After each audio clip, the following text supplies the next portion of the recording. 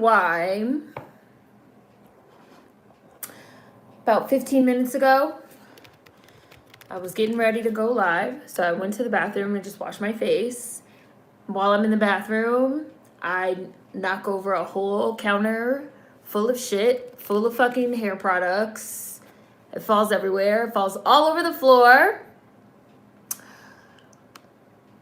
Got all over my slippers, got all over the floor. This is the second time now that I have knocked some shit over and spilled oil all over the floor and all over my brand new slippers that I got as a present for the holidays. So I have to say that so then I had to like clean it all up, and now I have my slippers for the second time since 2021 started sitting in a fucking pile of baby powder to try to like soak up the oil and get the fucking oil out. And I don't understand why I keep knocking shit over. I'm so clumsy. It's so irritating. Like, I'm really clumsy. Like, I knock mad shit over all the fucking time. I'm live. I'm live. Hi, Alexia. Hi, Jules. Yes, it is Sunday. It's not the last Sunday of the month yet, but it is Sunday. Hi, Kimberly Frazier. Hi, Brooke. Hi. Hi, Paris. I'm going to be watching Dreamgirls today. Hi, Kai. Hi, Alexia. Hi, Marshall. Hi, World Lover. Hi, Rico. Clumsiness lives with me too. I was just like, why do I keep knocking shit over? And why do I keep knocking shit on my brand new slippers? Like, it's starting to annoy the shit out of me. Hi, Bushy Brows. We are both the same. Hi, Sims. Yes, oh my God, Queen. And I was so mad because like half of my fucking rice water split oil treatment spilled on the floor.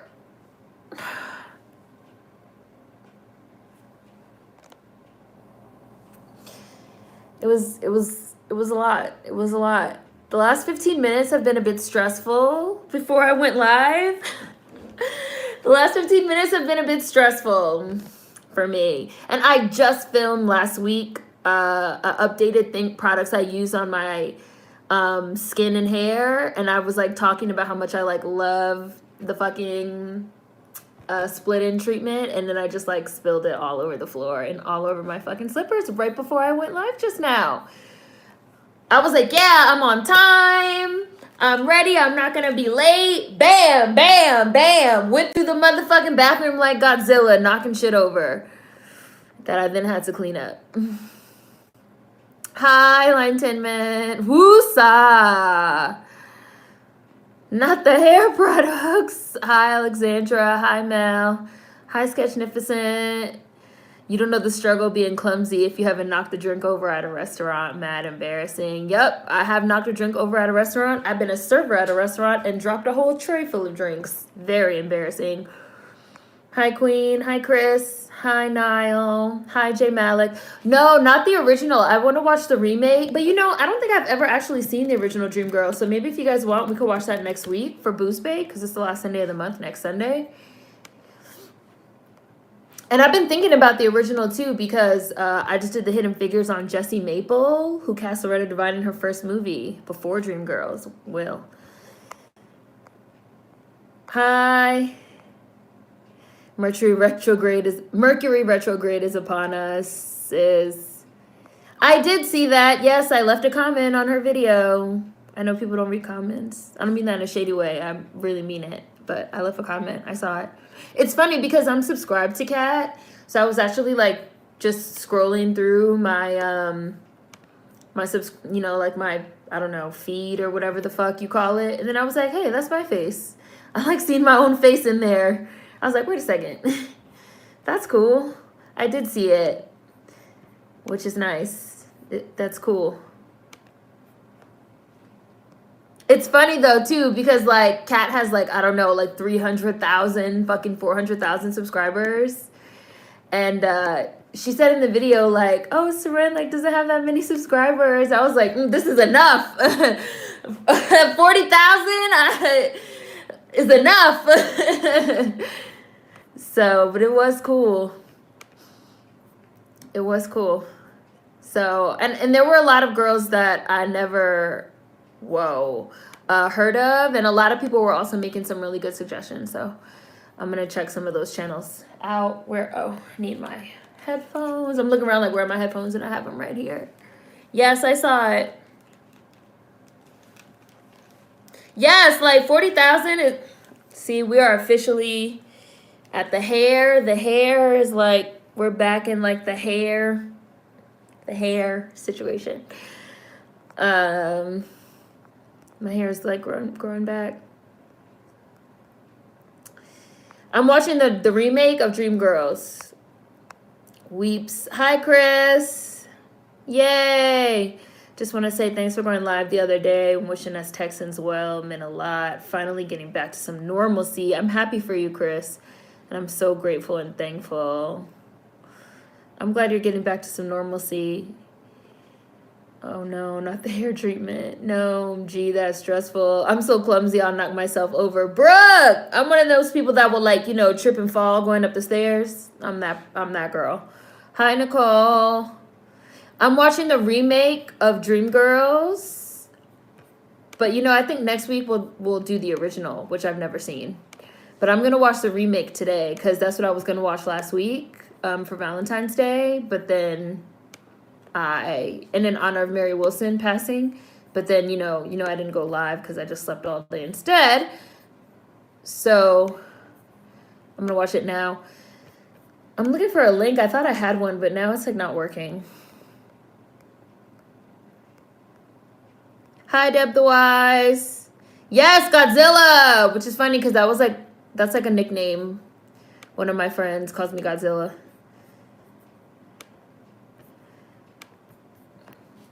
I really be feeling, I'm so clumsy. Like, I knock so much shit over on a day-to-day basis. Like, y'all don't even know. Like, it's stressful. It's stressful.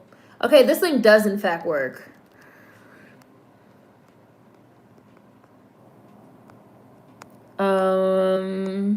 Hi, Shim Jim. I used to be super clumsy. I know how you feel. Oh, yay, Queen. We officially have both power and water back. It's cold water at the moment, but praise God. I guess take what you can get. I think it's a Sagittarius thing because I'm mad clumsy. Hi, Sincere. Paris, I've fallen up the stairs. I spilled a whole mug of hot coffee on myself. Being clumsy is no joke. I remember one time I fell down the stairs. And I fell down the stairs real hard. I had a bruise on my fucking back, a big ass bruise for like a month. Like I just felt, it was like a cartoon. Like I was going down the stairs in like my socks. And I just like slipped because if it's a way to slip and fall, I will slip and fall. And it was literally like a cartoon. Like I slipped, my feet went up over my head. I fell like on my ass and like on my back. And then I was like, doom, doom, doom, doom, doom, like sliding down the stairs. And I ended up with this like huge fucking bruise. And I just ended up at the bottom of the stairs. I told you guys about the other time that I fell down the stairs at fucking Grand Central Station.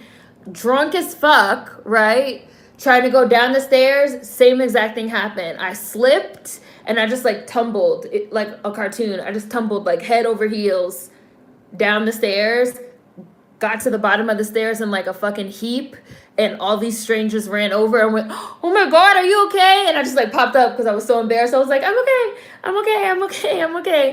okay. Like being clumsy is dangerous, kids. Being clumsy it's a wild ride, being a clumsy person. And I've always been clumsy my whole life. I never outgrew it. Never. My mom tried to get me into sports and stuff when I was younger because I was so tall, but I was so clumsy. I was like Bella from fucking Twilight, like a danger to myself and others. And I never outgrew it. Never outgrew it.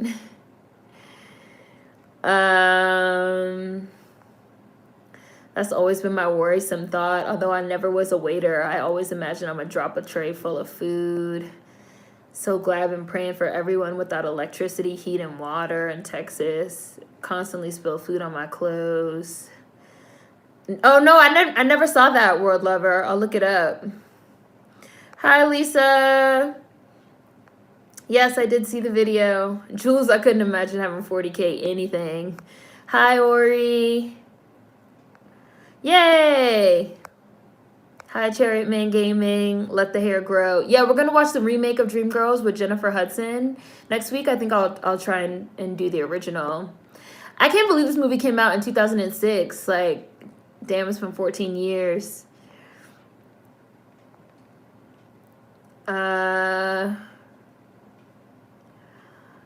Yes, falling up the stairs, down the stairs. No, I'm just watching whatever one that I can get to work in terms of a link. Lisa, looks like it's 2 hours and 10 minutes, roughly. Oh, it's Pisces season. I break everything. Yes, I drop shit, spill shit. How many times have y'all heard in a video I've been like, whoops, hit the table. Whoops, I knocked some shit over. Do you think Diana Ross is going to pull a stunt at Mary's funeral? Do you think she is? I hope not. Oh my gosh, falling down the stairs sounds so painful.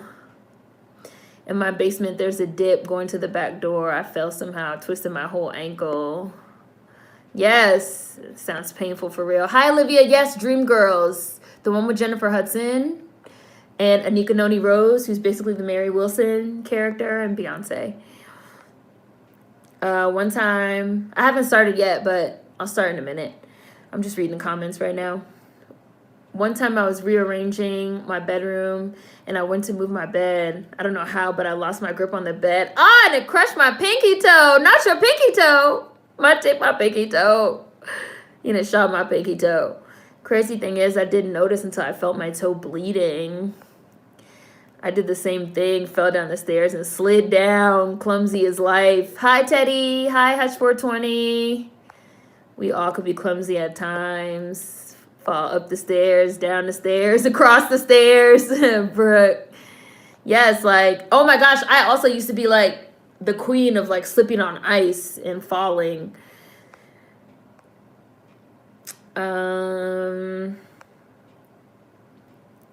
Oh, bye, Bushy Brows. See you. Going grocery shopping. 2006. Damn, I'm getting old. I just popped in the DVD and the previews are playing. It's Shrek the Third.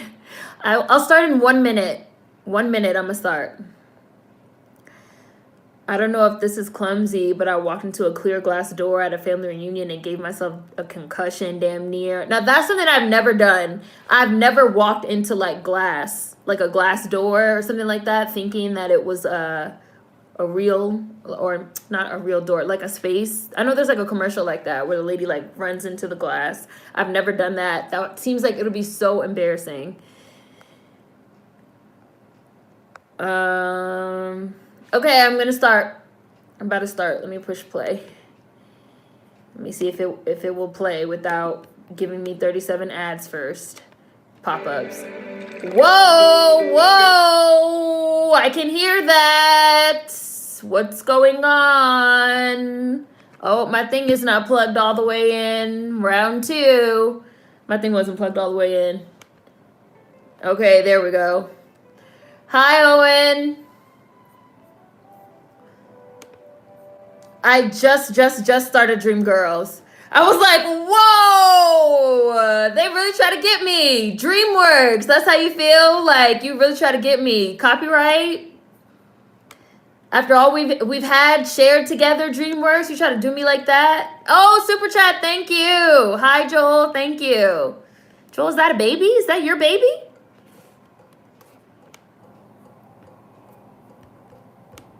Dreamgirls, the remake. Not the original. Congratulations on your baby, Joel. Woo! We love babies. Chocolate Chunks, if we ever see you again. Congratulations on the twins. If you ever get a chance to see this video, Chocolate Chunks, I'm thinking of you as well. Hold on, you guys. My shit just started buffering. What the fuck? What the fuck? Yes, congratulations, Joel. Hold on, my shit just started buffering. At literally 49 seconds, my shit just started buffering. But that's where I'm at. For anyone that needs a time check, I'm 49 seconds in. My shit just started buffering. It just played me.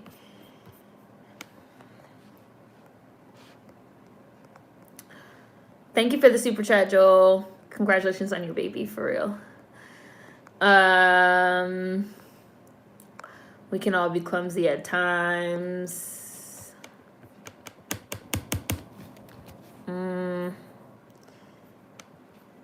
Okay. I'm buffering. Hold on. I'm gonna have to exit out and refresh. Where was I? Oops, sorry. I hate putting my finger on that side. Oh, really, Brooke? Oh, I'll have to think about that. That's interesting. When you notice you get clumsier. I just knocked over the plant in my bedroom this morning. Dirt everywhere. I got my grandma's DVD out for this one. Definitely slipped on ice a few days ago, going on my nightly stroll. Hi, Jermaine. Gosh, those Glassdoor videos, painful. So I remember there was this movie with Sandra Bullock where I don't really remember the plot, but I feel like there was like a time travel plot involved or something. Because like her husband died or something. But then like he came back or something happened where her husband came back or like she saw her husband again. And I remember there was like a plot point of the movie where they had this like glass door and one of her kids, like in one version of reality, one of her kids did that, like ran through the glass door. And so she like put these stickers all over it. And so like in one version, the stickers were there, and one version the stickers weren't there. Premonition. I just watched that movie. It's called Premonition. He died one day, then the next day he came back. Anytime I think about like running into a glass door, I always think about that movie. Leave page. I always think about that movie. Because that was like the first time I ever saw that kind of thing in a movie. They had this like glass door and like birds kept flying into it and her daughter like ran through it. And I was like, oh shit. When you run into those glass doors, it could be serious. Okay, let me see if I can get this to restart. I was only 49 seconds in, so, and then it buffered on me. Let me see if I can get it to restart. Play.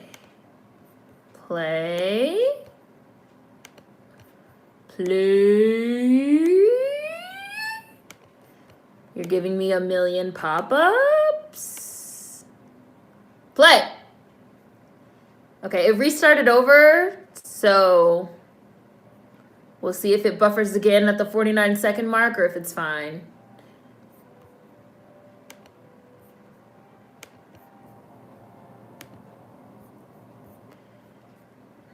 Okay, but I am restarted.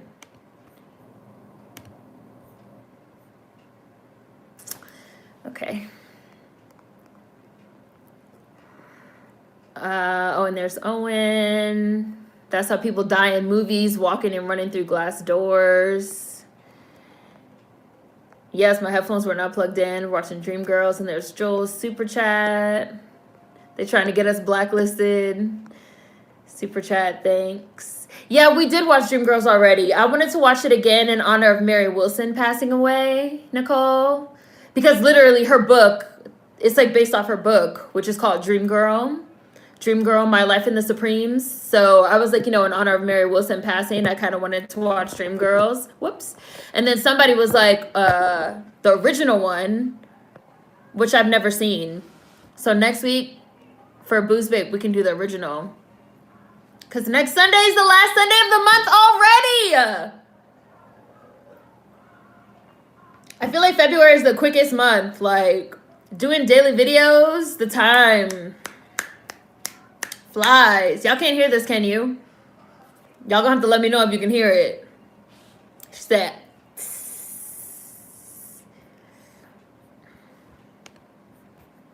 I mean, February is also the shortest month of the year, so I'm at 1 minute 50.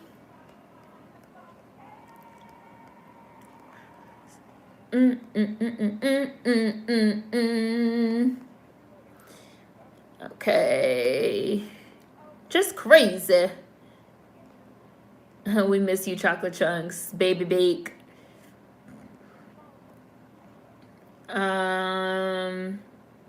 We did watch Dreamgirls, but Seren said she wanted to honor Mary with the rewatch. Yeah. I think you're talking about the movie Premonition. He died one day, then the next day he came back. Had Sandra Bullock and Cole from Charmed. Yeah, Julian. Hi, Alex. That little girl's face was tore up. Yes, that little girl got fucked up. Hi, Lisa. It is called premonition. I don't know why I thought precognition. Close enough. Also, I remember how they tried to take Sandra's kids away from her, thinking she messed up her daughter's face. Yes, and she was going like back and forth between the two realities. Like in one of them, she's like planning her husband's funeral, and like it was one of those like alternate timeline movies. I remember when Della Reese said she ran into a glass door and almost died. Scary. Have y'all ever been in a high-rise glass building and the birds crash into the windows? I haven't. Have you? That seems like it'd be really scary. That type of thing always makes me think of Final Destination. Them birds. Dude just bumped. I'm so sorry.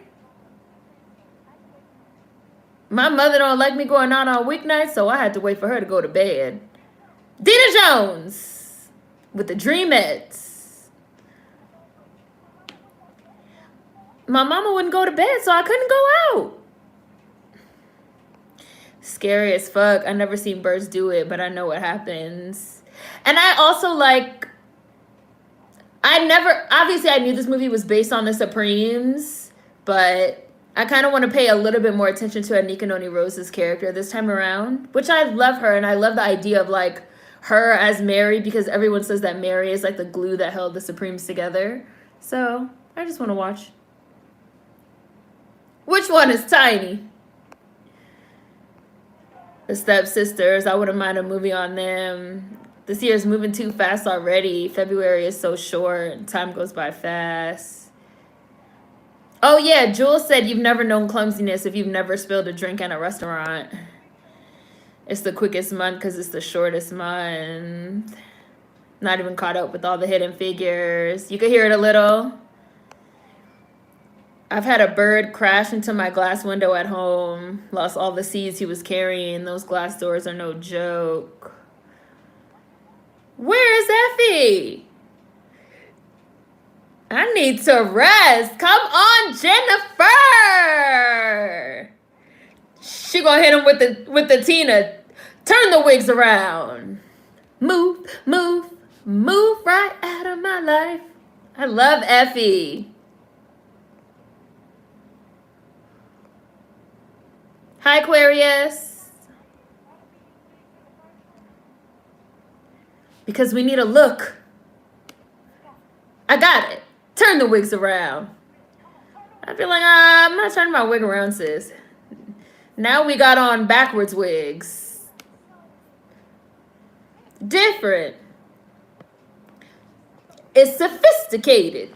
I don't think it's sophisticated, Dina.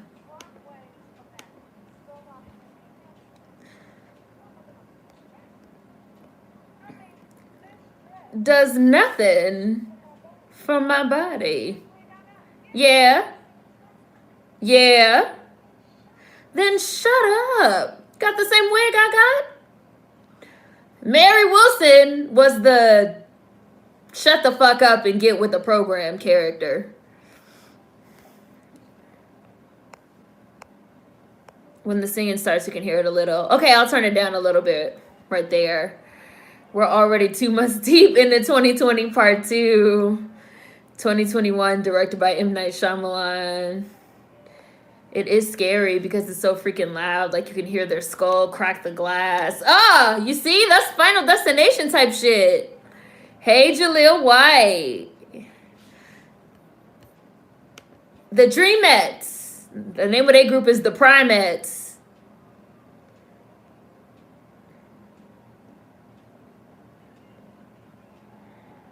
Anika is too adorable. See, they held hands.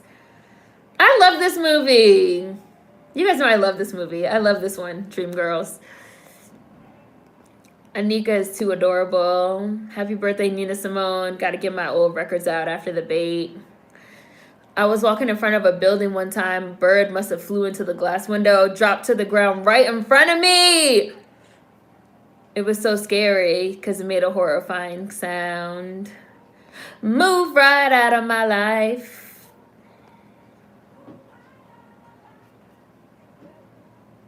I love the soundtrack.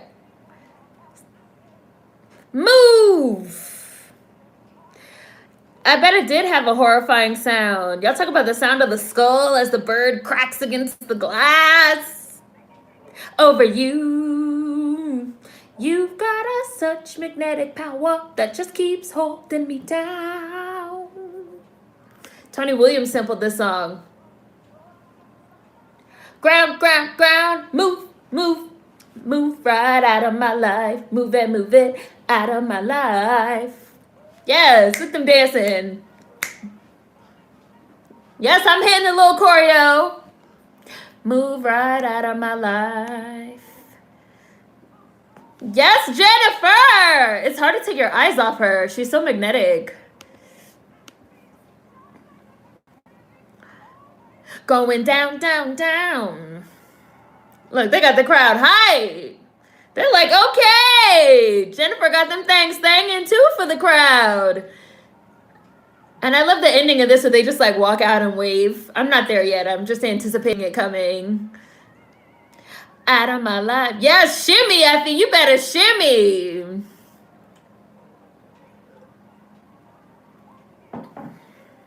Hi, Tim. Move right out of my... J-Hud is a natural. Move, move. Move, move. That sounds really scary, though, Jasna. I've definitely dropped glasses, knocked them over at restaurants, and broke them. It's hard not to sing along with this movie. It's so hard. J-Hud is a natural. I was having a full-on conversation with someone, which made it more startling. So the bird just literally dropped out of the sky at your feet. Scary. I could never work at a restaurant. Sober, I could barely walk in a straight line. I'd be dropping everyone's food. Ah! X. Hi, Adam. A time check. I'm at 9 minutes and 52 seconds. I'm right about 10 minutes. They're about to say who won the talent show. Oh, wait. Who's the alligator? Tiny Joe? You spill a drink and people be acting like you just committed a crime at a restaurant. See, they're so pressed about having the same wigs. A lot of female artists today will deliberately copy someone else because the first person's way was successful. Move, move. There's Tim. They say that bird pooping on you is good luck, Sketchnificent. Step into the bad side. Woo, woo, woo. Step into the bad side. No. What's the point? And then she's gonna blow up. Shimmy Effie. What you need is a break. The Aretha movie is coming out in August. I want to say August 8th, 2021 is the release date. But don't hold me to that exact date. But I know it's coming out in August 2021. That's when it's coming out. It got pushed back because of COVID. Pushed back, right? That's Effie don't do backup. A little few oohs and ahs. I don't do oohs and ahs. Laurel is like, girl. Mary. I love Jennifer Hudson's coat. Singing backup is a trap. Beyonce so country sounding. Fox. You are stone cold fox. I had a bird chase me because it thought I was getting too close to their eggs and it hit the patio window. Oh no! Slide down was cringy to watch. I'm sure that bird broke its neck. Y'all have had some terrifying experiences with birds. I don't really like birds all that much because when I was young, I watched The Birds by Alfred Hitchcock a few million times with my mother. So birds, I'm not gonna say that birds are on the same level as like squirrels and rats and rodents and kangaroos, but you know, I mean, birds are on the list. If the list is okay, so if the list is like rats / rodents, no, actually, I think squirrel. I don't know, squirrels. I really don't like squirrels. Squirrels, rats, possums, all rodents. I don't like ferrets, and I don't really care for pigeons, aka flying rats. Kangaroos are terrifying, and birds in general are on that list, especially when it's like a whole flock of them and they're like flying around and they're like changing positions. Listen, I seen The Birds by Hitchcock. Birds will fucking peck your eyes out, swarm you. I don't really like them. Birds are tiny dinosaurs. I don't trust them. The Birds is a scary film. Jamie Lee Curtis' mom stars in it. I mean, Hitchcock like understood suspense. Yeah, birds are on the list of vermin adjacent. Absolutely. There have been multiple mockingbird attacks in my parents' house. They're scary as fuck. Anything. Jimmy got sold. Jimmy got sold. Well, look at Laurel. Mr. Early, you could teach us the song. Nobody effing with Jimmy. Look at Eddie. I think Eddie did such an amazing job in this movie too. I feel like the acting in this movie was phenomenal. I kind of feel like this movie is a classic that doesn't get its just due, which we all know. But I think maybe some people would disagree with me, but I feel like this movie's like one of the great musicals. And the original too. Even though I've never seen it, but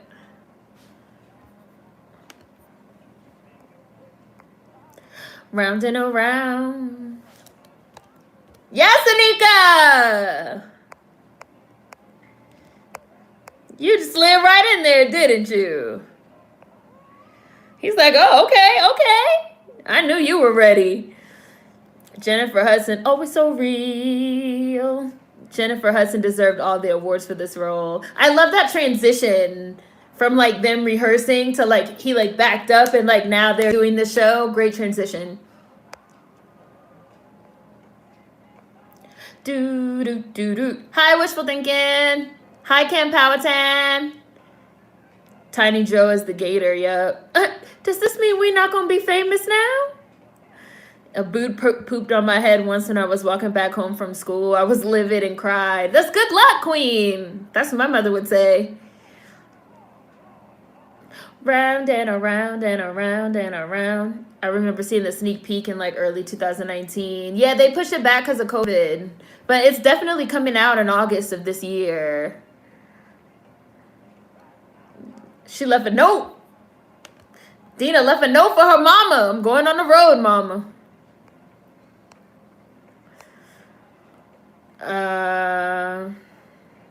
Eddie's hair is clean. Do do do do. New York rats are a whole other species. The Birds is great. Why won't they just put the Aretha movie on streaming if it's already completed? Because they wanted to have a theatrical release. Because movies don't really make money from being on streaming. This is why it's this like big fight right now with like HBO Max and Warner Brothers, because they basically announced that they're going to be putting all of their movies. Ah! She like, you ain't coming up here to mess with this girl. You're not coming up here to mess with Laurel. Bye, Alexia. That's why it's this big thing right now between HBO Max and Warner Brothers, because they said that Warner Brothers said, you know, they're going to put all their movies out on streaming on HBO Max. And it's like a big fuss because the people that work in the movies and work on the movies are like, we're not gonna be able to get our money because they make their money from ticket sales. What's R&B mean? Yeah, that's why Marvel's holding out on releasing Black Widow. They want them box office numbers, right? And I know like a lot of people are like, just put it to stream, but like they're not gonna make their money. So all those people, they want to get paid. I mean, but on the bus, it's like 30 people on this bus. Like, sir. Like, on the bus, everybody knows that Jimmy's married. Like, well then, off. And then you get your married hands off. Ah!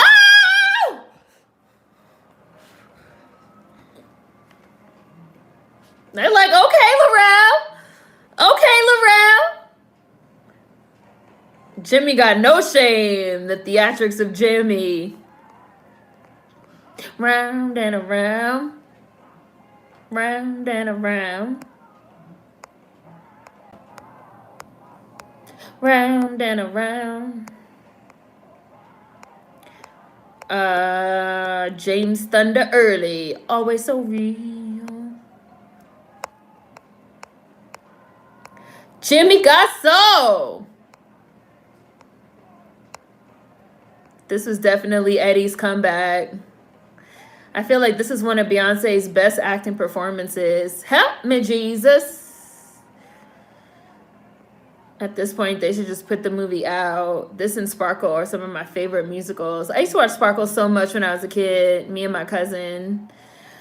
A bird got in through my window a couple months ago. It went back out after like 30 seconds. He just kind of looked at me and dipped. He was like, I shouldn't be in here. I remember the year they brought everyone from Dreamgirls to perform at the Oscars. They sang that stage down. I think after this, Anika went on to be Princess Tiana. Yeah, her being the first Black Disney animated princess, and this film is what sealed my love for Anika. Dina really had to sneak out. And then, yeah, Alexia went to go take a nap. I've had birds squat up on me and my friends and chase us down the block. They coordinated with the birds on the ground. I believe you, Aquarius. I know some people would say that didn't happen. I believe you. Jennifer Hudson want a man.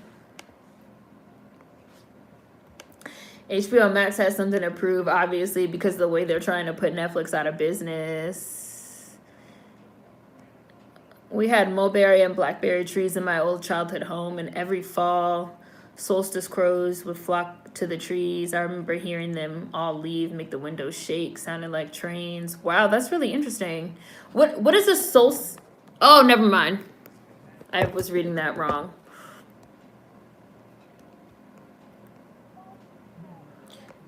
Why don't you sit down and tell me about it? HBO Max talking about a new movie every month. They're trying to dump all these movies. Yes. And all the people that worked on those movies are like, well, we're not going to get our full Max payment if these movies don't have a theatrical release. I hope that they can come to an agreement, because I actually think it's a really good idea to do simultaneous streaming and theatrical releases. But I also understand... You know, you work on a movie 2 years in advance. You worked on a movie all 2019. It was supposed to have a 2020 release. Then everything got shut down because of COVID. And now people are talking about we'll just put everything on streaming, which means you do not get paid, basically. And it's not your fault that fucking COVID occurred and you worked all of 2019 on your movie. Like, you know, I understand why you have people that are like, no, don't release the movies. We want to get paid. I love her brother, Effie's brother. What do you think of that song, Marty? He don't know what he thought of the song. He don't have no opinion. I thought whatever you thought. Anika's doing a good job playing eager and naive. Jimmy got no shame. You're thinking of Loretta Devine from the original. Dreamgirls queen. Ow! Ooh! Jimmy. Birds are vicious. The geese here have been terrorizing the ducks out of their territory and will come after people too. These gang of birds are ruthless. Bird bake. Special Wilson. Bird bake.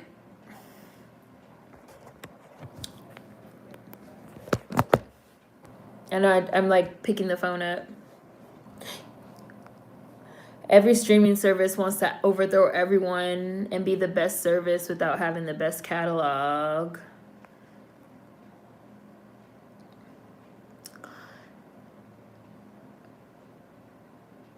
Girls just ran over. Birds are a menace. The behind the scenes, Anika's shoes were made 4 or 5 inches higher so she wouldn't appear so short next to Beyonce and Jennifer. Really? I didn't know that.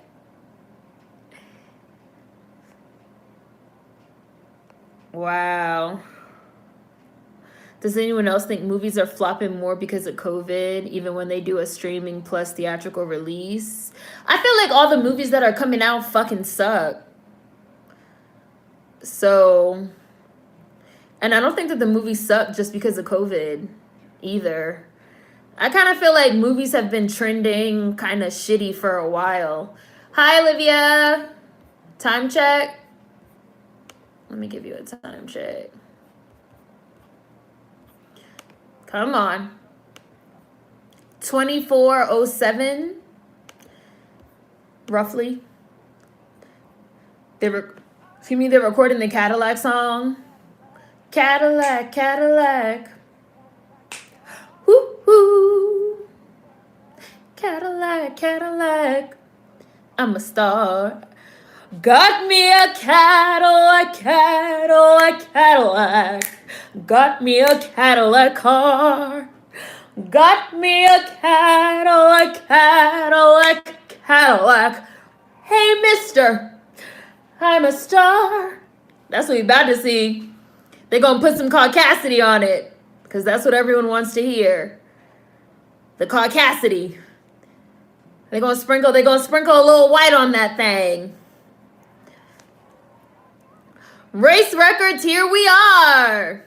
Hi, bae. What's happening? Black station, the signal's too weak. Turn this car around. Yes, here we come, the whites. That's exactly how they're going to be singing it. Got me a Cadillac. You don't even have a Cadillac, sir. You bought a Ford, okay? Please stop. Please cut it out. It's bland. Bland.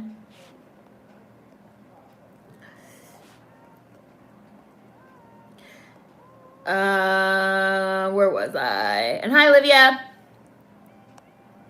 Well, they better write on the fly. Anika is also left-handed. Hollywood is scrambling, trying to make money during the pandemic.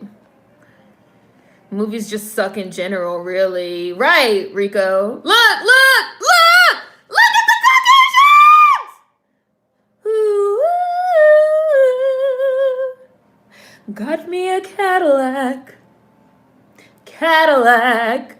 Look at the Caucasians! With the little guitar. Cadillac, Cadillac, got me a Cadillac car. White people are shameless. Shameless! Shameless!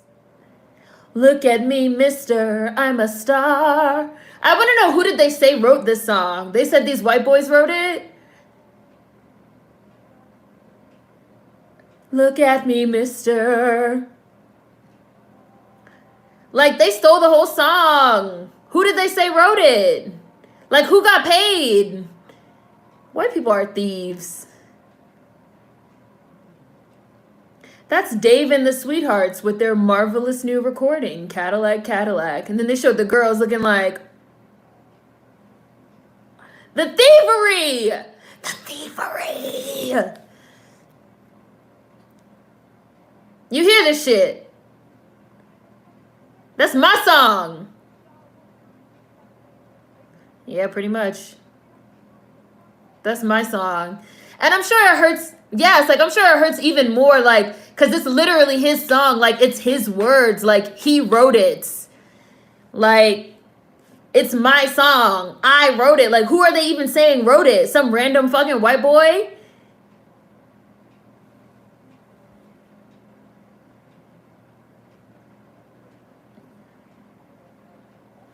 Like, I mean, this Curtis is just gonna get, like, I feel like Curtis started out, you know, this is like a prime example of like starting out with the best intentions. Step into the bad side. Who step into the bad side. I feel like Curtis had the best intentions of like, well, you gotta pay to play, so we're gonna do what we have to do because the whites are stealing from us. But then he's just gonna get enticed and he's gonna become greedy. He's gonna start fucking over his own people. Yep, here comes the payola. Hi, Bree. Step into the bad side. They better not release a Star Wars this year. Just give me Mandalorian. I'm Gucci. I don't think they're releasing any more Star Wars movies for a while because Kathleen Kennedy kind of like halfway admitted, not really, but she kind of halfway admitted and like halfway apologized for those last 3 Star Wars movies, that they didn't really know what they were doing with the property, and so now they're going to focus more on the shows and building out the extended universe before they make another movie. So I don't think they're going to release any more Star Wars movies for a while, because like that Solo movie didn't do very well, and those other 3 movies were extremely polarizing. The only one that it seems like people really like universally is Rogue One. So, but then like the show, like Mandalorian and stuff, they love, and they're going to do some spin-offs. And I think they're doing something with the Clone Wars too. So, which I think is like a better approach. Yes, Choreo! Yes! You know, y'all know I love a musical. Yes!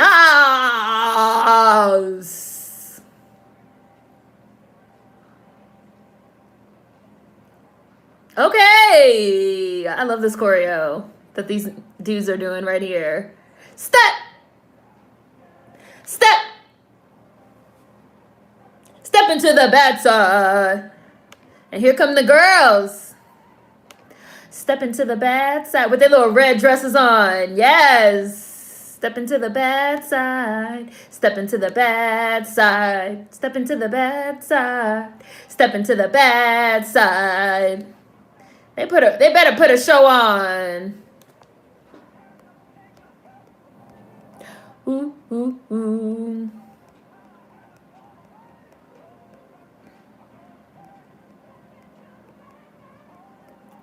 Today. Oh, and there's Vay. I've been bored with most of these movie releases, to be honest. I wouldn't have seen them in theaters anyway. Right, like I feel like the movies are just flopping in general because the movies are shit. Tired of Disney shenanigans. The movies suck because we've all seen the same formula and people are tired of it. There's not an original thought to these films. Ooh, ooh, ooh. Race records, here we come. They put that extra mayonnaise on it. It's bland. Honestly, the only film I've been excited about recently is Justice League Snyder Cut. Movies were clearing 1 billion easy before the pandemic, but now 100 to $50 million box office is extremely rare. I mean, but that was only certain movies that were clearing $1 billion. Every movie that came out was not clearing $1 billion. And a lot of people actually felt that. So let's be honest, like the main movie that was movies that were making that much money were comic book movies. And a lot of people felt like those movies were actually stifling. I'm going to say stifling the movie industry. I guess I'll put it that way. A lot of people felt like those movies were stifling the movie industry because, like, number one, everybody doesn't want to watch those type of movies. And number two, since those movies were making so much money, it was like every fucking restaurant is now Taco Bell. Like everybody was starting to like make their movies like follow, theme park movies, exactly, wishful thinking, like have their movies like follow a certain formula. So if all the movies are starting to follow a certain formula so that they can like clear 1 billion or something like that, like that's not necessarily good for the movie industry.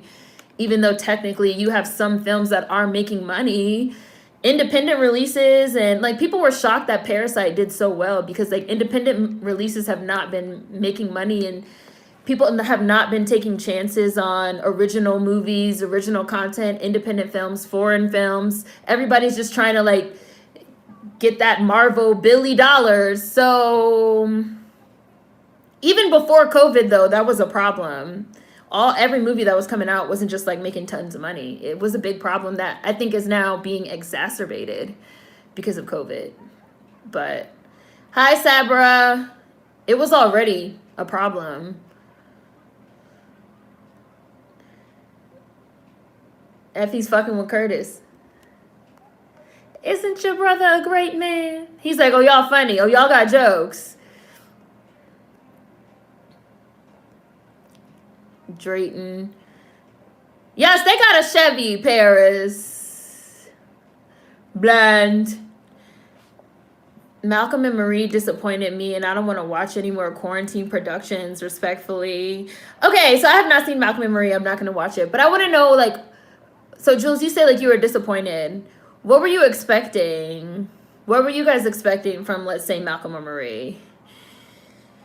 I'm just watching a random link, Brie, and I'm at about 34 minutes and 17 seconds.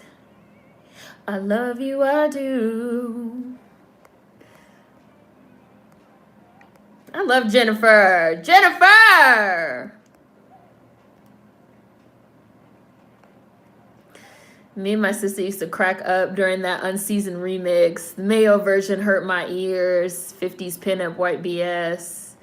Really curious how this changes the kind of stories and storytelling we get in mainstream movies. You mean like COVID, Aquarius? Look, she popped them things off. Like, I could type. They don't care, the thievery. Oh, time check, Olivia. I'm at 35 minutes right now. Exactly. Nothing but white folks got paid for this. Playing a damn ukulele. They know damn well they ain't make that song. The unseasoned beings of blandness.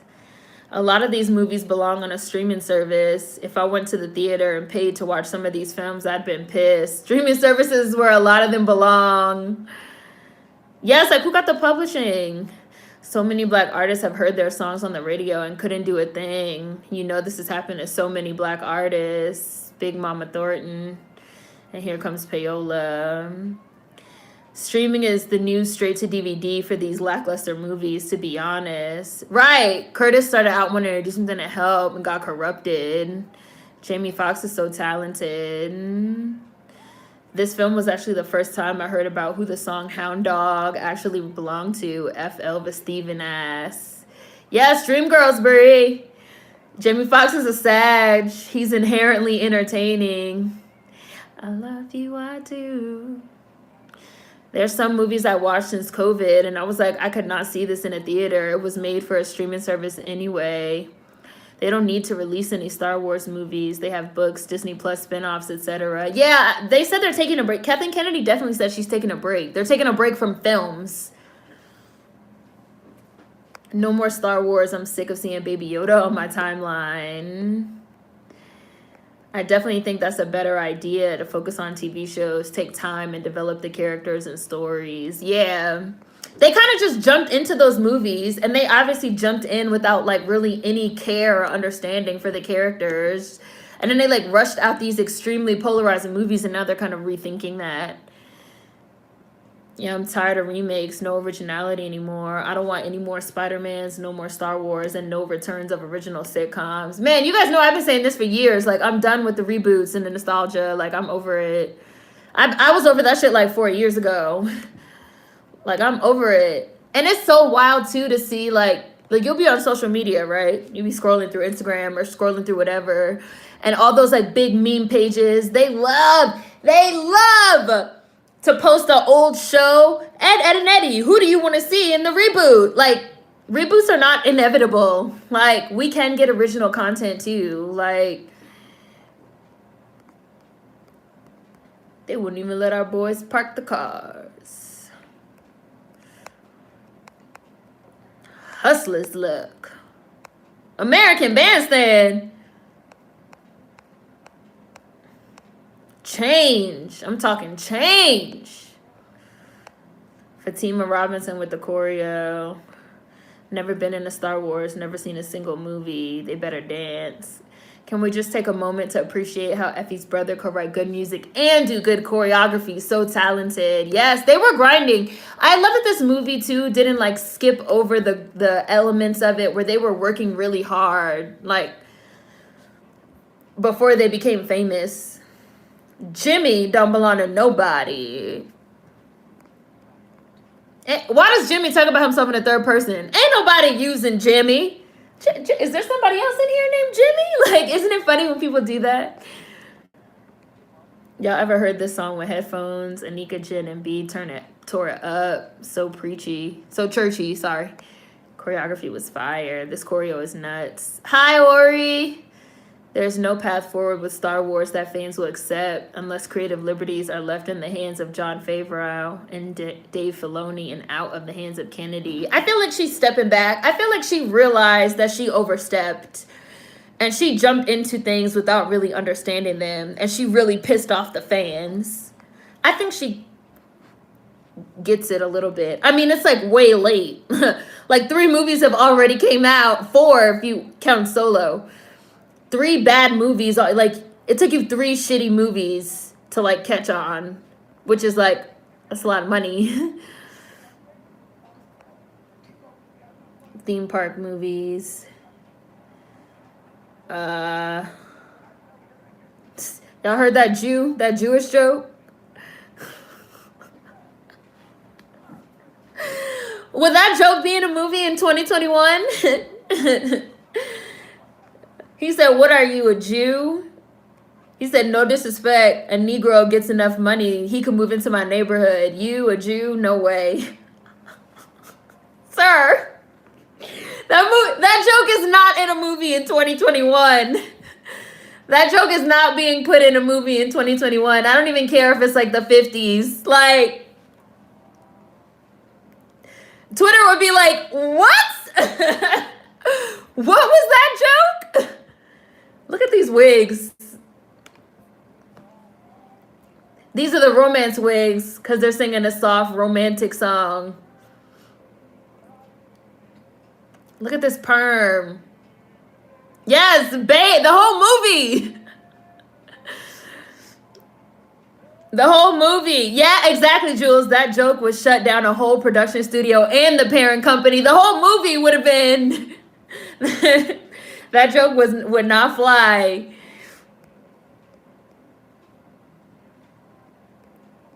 Hi, Unorthodox.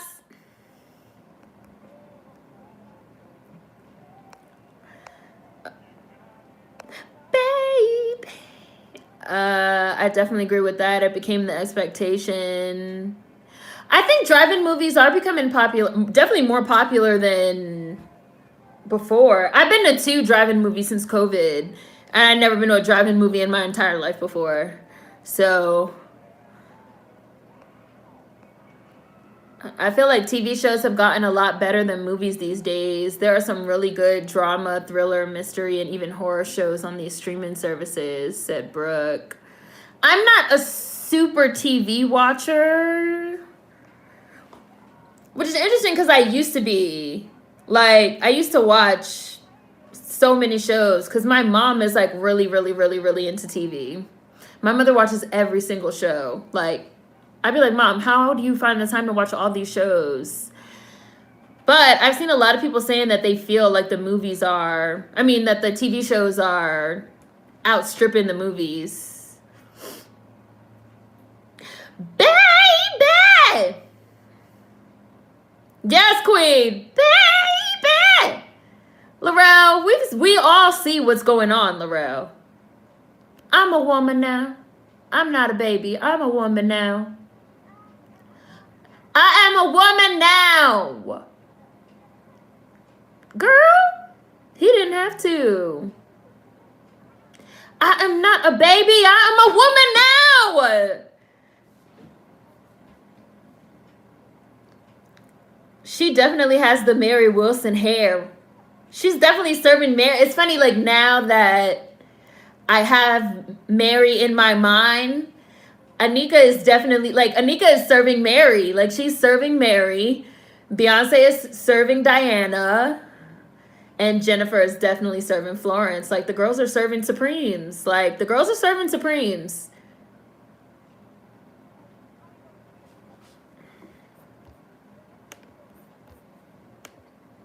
How did it go with American Bandstand? I'm breaking you and Jimmy up. Laurel, girl! Jimmy Fox is looking like, sweetie, nobody cares about you and Jimmy, sis. Literally none of us care. Like, oh, well, honey, I'm fine with that. I love me some Jimmy, but I'm not singing backup forever. Girl, you do realize in the last 5 minutes you told all of us that you were having sex with this man. None of us asked you. You just volunteered the information, Laurel. Like, none of us care. New wigs, the expensive kind. Why do you guys realize that before BHEEZEBAKE, I've never had this much conversation and thought about wig budgets in my life? New wigs, the expensive kind. Wig budget. We about to have triple the amount of the wig budget they had on Umbrella Academy for these wigs. Only the finest wig budget. Ha! Ha ha! For the Dreamettes. This is really what happened too. Barry Gordy really rearranged the group and made Diana Ross the lead. And Florence was always the lead. Oh. Oh! So Dina gonna sing the lead because you like the way she looks? Look at Laurel. Effie talking reckless. Wig budget all 2021. Not corner store wigs no more. But I got the voice. I've got the voice. Can't put me in back. You just can't. Look, you'll be singing backup with me. What's wrong with that? Let Dina do all the work for a change. Like Mary Laurel even tried to smooth it out. Which they said Mary Wilson was basically the middle child of the group.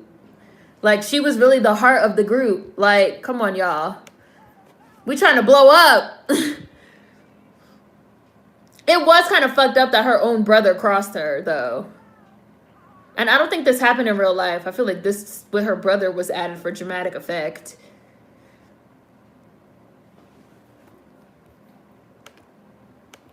What about me?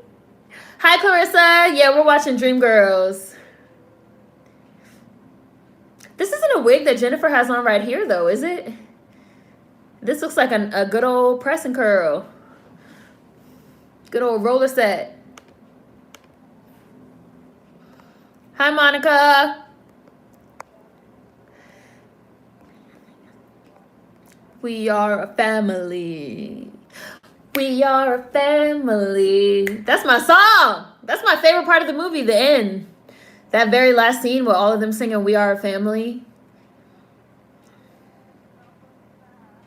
I feel like if your favorite scene of a show... Oh, I got off topic. We were talking about TV shows.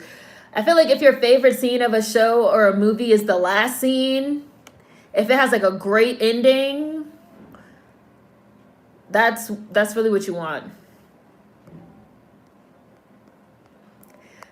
Every time I see this motherfucking cream turtleneck suit jacket combo, he's serving me 1962. I love a good turtleneck jacket combo. All he needs is a chain. He probably got the chain underneath the turtleneck. Come through on vocals, CC. Yes, CC. I like that they did have a song like between CC and Effie, because like they are brother and sister. Do you guys think that CC should have like stood by Effie? Nicole, look at them trying to gently gaslight Effie. Very gentle, very polite, very friendly.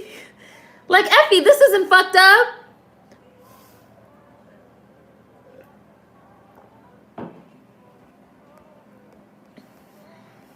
The vocals. We are growing. Where was I?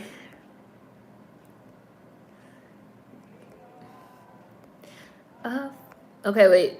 Parasite, there. Parasite was different. I'm tired of seeing vague reproductions of the same film. Give me something new. TV has been on it. Press on nails. There goes Sharon Leal. Someone told me not to watch Malcolm and Marie if you have a significant other, just like Marriage Story. I didn't know what to expect, but not that. I wish they stripped down some of the monologues about the industry and focused on their relationship. Dun, dun, dun. I do love this part too, though. Boom. Now they're the Dreams. They're no longer the Dreamettes. I thought the story was going to be more nuanced. Having it be one long argument was fine, but a lot of it fell flat to me. We are dream girls, boys. We'll make you happy. Yeah, yeah, yeah. I wasn't expecting much from Malcolm and Marie, but it was great to see black people in black and white and talk through a toxic relationship. I liked it.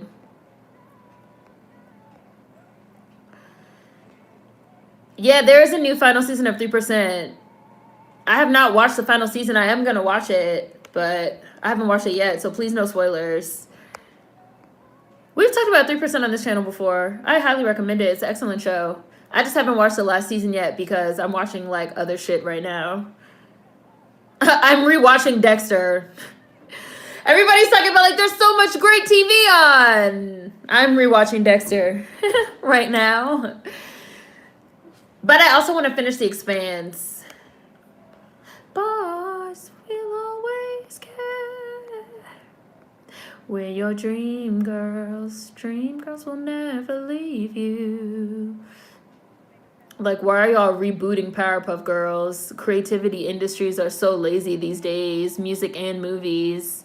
Give me something new. Anything. I don't like reboots. All following, copying trends, annoying.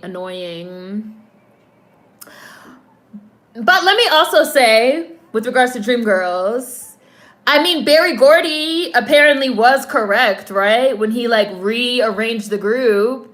Because once Diana Ross became the lead of the group fucking took off. And had 12 number ones and set a fucking record and made it possible for black artists to cross over. Like, probably wouldn't be none of the artists that we have now, especially like the female artists and the girl groups without the Dreams, without the Supremes. So like it's man, we'll be there. Like, he was right that people wanted to look at fucking Diana Ross. He was right. I'm at 51:42. All you gotta do is dream, baby, we'll be there. So, even though it was fucked up, right, Clarissa, it's fucked up, but it worked. We'll be there.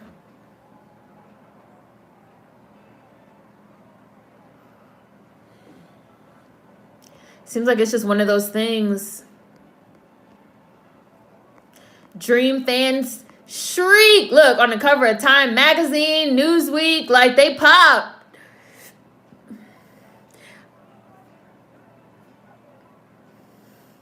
I didn't say what happened was right. I feel like what happened was wrong. But Berry Gordy was right, though. Like, Berry Gordy wasn't wrong. He wasn't incorrect. I mean, like, not what he did was right, but his idea was right.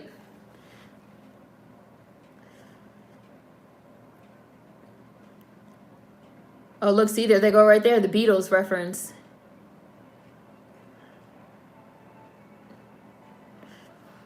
Not that what he did was right, but the idea was right, which they just showed. Like, oh, the future is television. Like, you know, in the 50s, it was all about radio, but we're in the 60s now, and the future is television, and people want to see certain things on TV, and I want Diana Ross to be the lead because I feel like people like looking at Diana Ross, even though Diana Ross is not the best singer in the group. The best singer is Florence, which we all know. But it was like, I can see the future, and I can see the future of how things are going to go. So if y'all really want to cross over, I need to rearrange the group and make Diana the lead. It absolutely was fucked up. Florence was the one that named the group. Florence was the one that named the group the Supremes in real life. Like, Florence was basically the one that put the group together. Because Florence and Mary Wilson were childhood best friends. You got so heavy on me, yeah. Yeah, like Florence was the one that put the group together and everything. But Berry Gordy was basically like, listen, I can see the future, and the future's going to be TV, and people are going to want to watch Diana Ross. That was absolutely fucked up. Like, it was fucked up. And Florence totally got the short end of the stick. But it's wild how he was correct, and how after he made that change, they really blew up. And they really crossed over, and they really broke barriers for other Black artists, especially girl groups. So it's just like one of those things that it's just like, life is a trip. I guess that's what I'm getting at. Like, life is a trip. She's like, I can't hear, Florence. And then Mary Wilson, middle child in the middle. You're sleeping with her, and everyone knows it.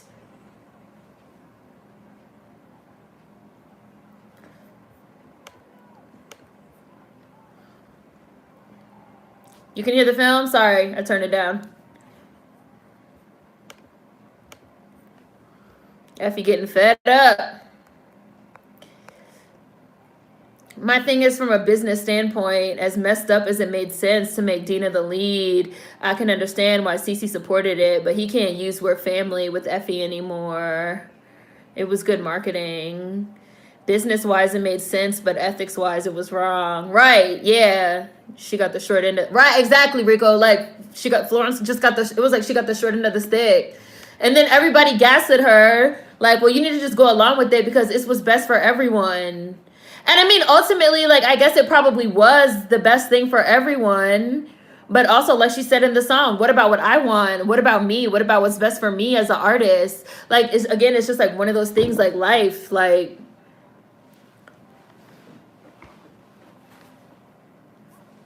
Effie, you're going crazy. You stole my dream, Dina, and you stole my mind. And she's correct. I don't care. Let them all hear. I love the wigs that they have on right here. These like cut, and this like part. Or what? You stole my dream, Dina, and you stole my mind. And I love their mod eye makeup. You know, I love the mod. Look. Look at Laurel. Look at Mary Wilson. She's really the middle child.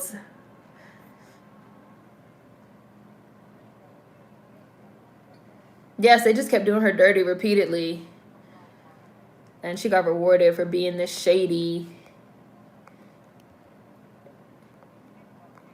Bert, don't worry about it. I got it taken care of. And Beyonce was living. Look at this wig Beyonce has on. I feel like Mama Tina supplied this wig. This is one of Mama Tina's personal wigs that she pulled out the back.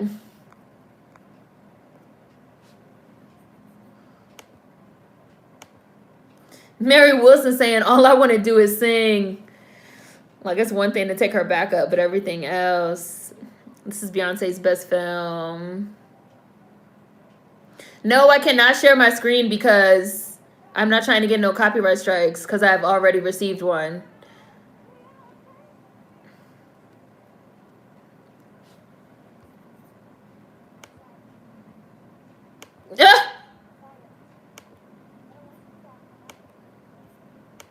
Girl, you replaced. Now, this part was super fucked up. And her brother was in on it, her being replaced. Look, they all looking guilty. They guilty. Because Cindy Birdsong about to come out. Look! Oop! Oop! This is awkward. Cece, what's going on? Laurel, what's going on? Mary, what's going on? I mean, Effie did come back, and they had her ass replaced. Trash. That was some trash. Yeah. They definitely could have told her. Yes, they got that dress for the new girl made quick. Yes, they didn't even tell her they replaced her. They was just all standing there. Even her own brother, her own blood brother. Cece staying on board would have been the line for me. You're lying, you're lying. I never been so thin. She ain't nothing but common. Unprofessional. This seems like Beyonce would really say. Like, well, maybe you can out-sing me, but I'm a professional. Put up with yo. I put up with yo. Look, Mary Wilson, when are you gonna stop all this fighting? Laurel is the middle child trying to keep the peace. Effie, I'm tired. Yes, Anika. I didn't know that they had to put Anika in 5-inch heels. She's very petite. She had nothing to do with this change.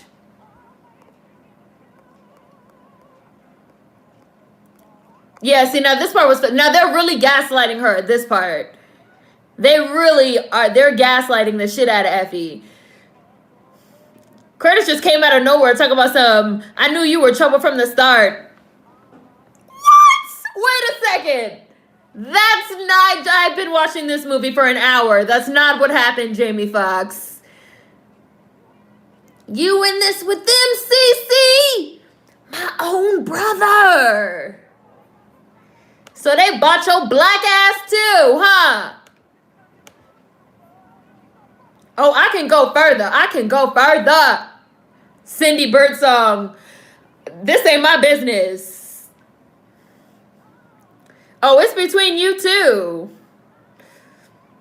This is none of my affair. Little sister.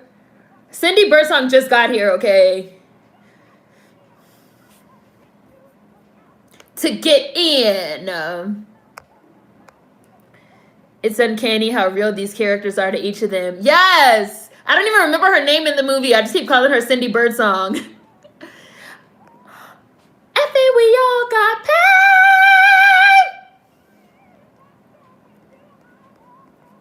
You are our trouble. I love a musical. Sometimes you just want to burst out into song. It's all over.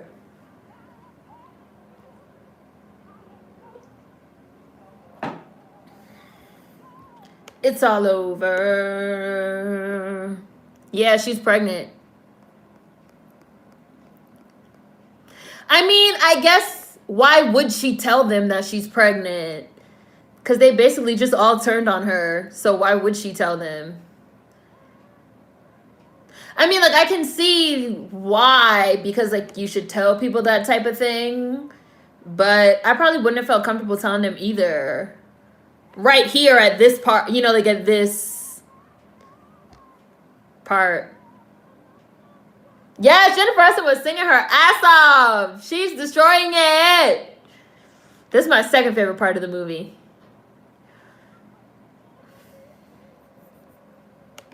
And this is like an iconic song. Like, she couldn't mess this up.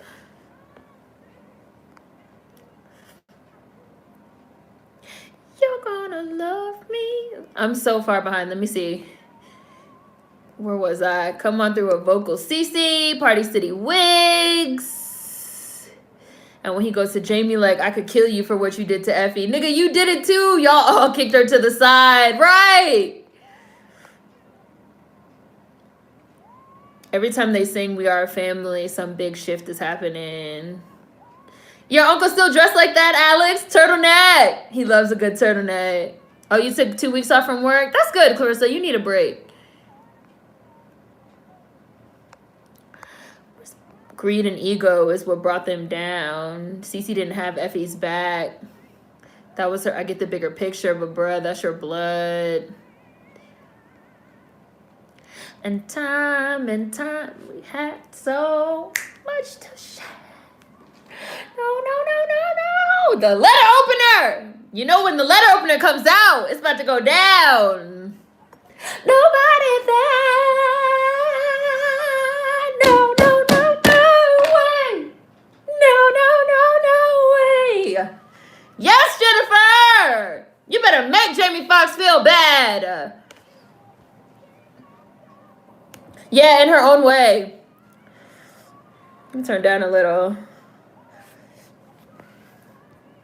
Stay with me. The fact that he's still standing there, like, watching after what they just did.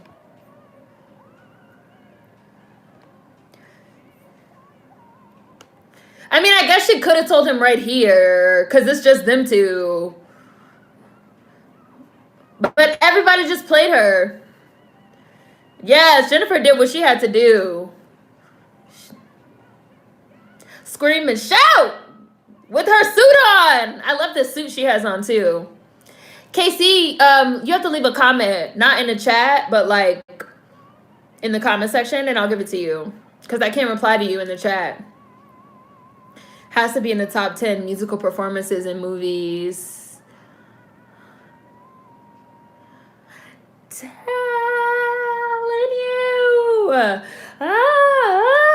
Yes, Jennifer. This part always makes me think of Will Smith too. Him singing the song. Ever go, no way. No way. Yes.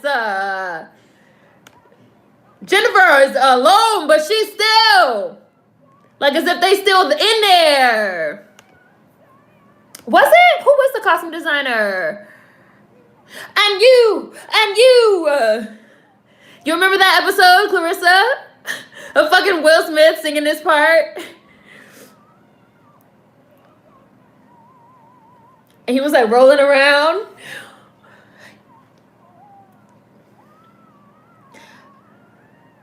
Love me.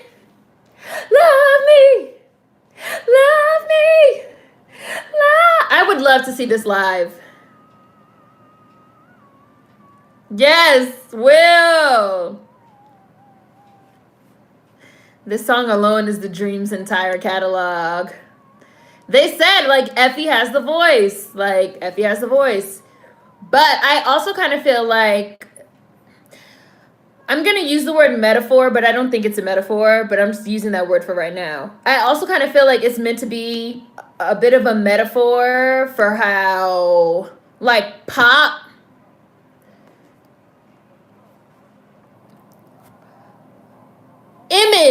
image-driven pop. I also think it's meant to sort of be a story, maybe not metaphor, but like a story of how, like, image driven pop music.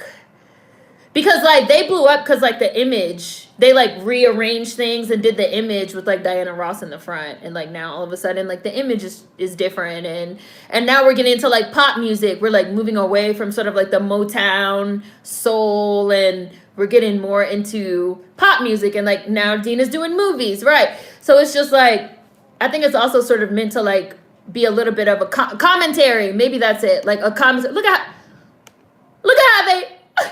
Dina, Laurel, and Michelle, they just like Photoshop her ass in there like as if motherfuckers didn't remember fucking Effie White. But I thought it was meant to be a commentary on like sort of this rise of like image driven pop music, which is really where we are now in 2021, right? Because this whole movie, people keep saying that like Dina doesn't have the voice, but Dina has the look. So that's image.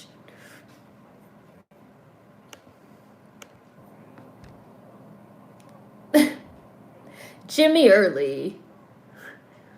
The Campbell Connection, aka the Jackson 5.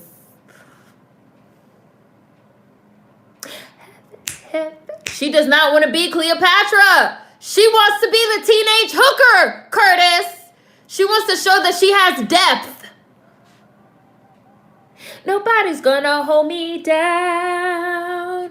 I'm somebody. Beyonce loved these Afro wigs. Beyonce really loves to put on an Afro wig and live out her Pam Grier fantasies. Foxy Cleopatra. And she's a whole lot of woman. Campbell Connect equals the Jackson 5. They got this big ass picture of Dina on the wall. He's obviously like obsessed with her and the way that she looks.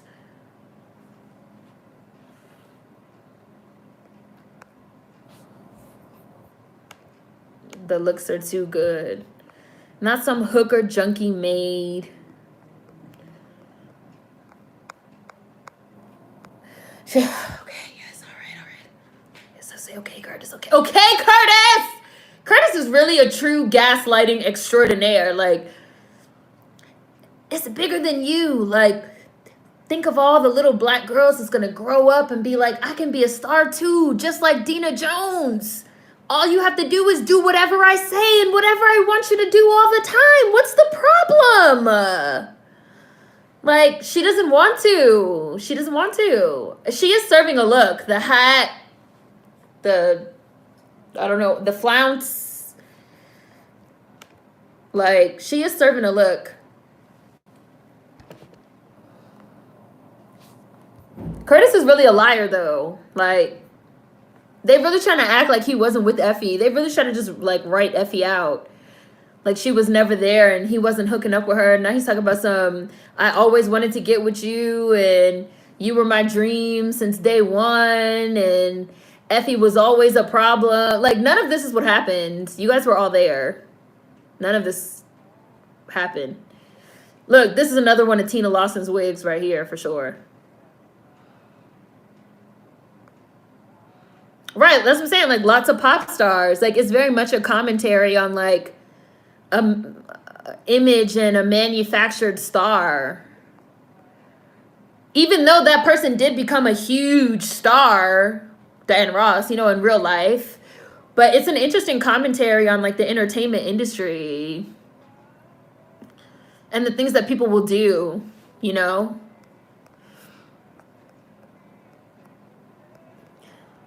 I haven't seen any of the comments since I'm not going.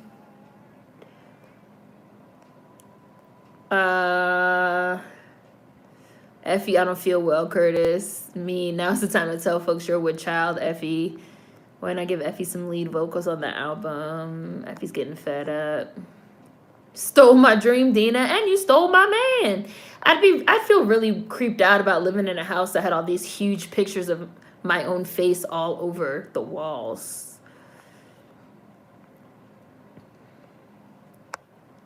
This is Beyonce's best film. That's definitely Mama Tina's good church hair. Effie's brother did her dirty. They got the dress for the new girl made quick and didn't even tell Effie they replaced her.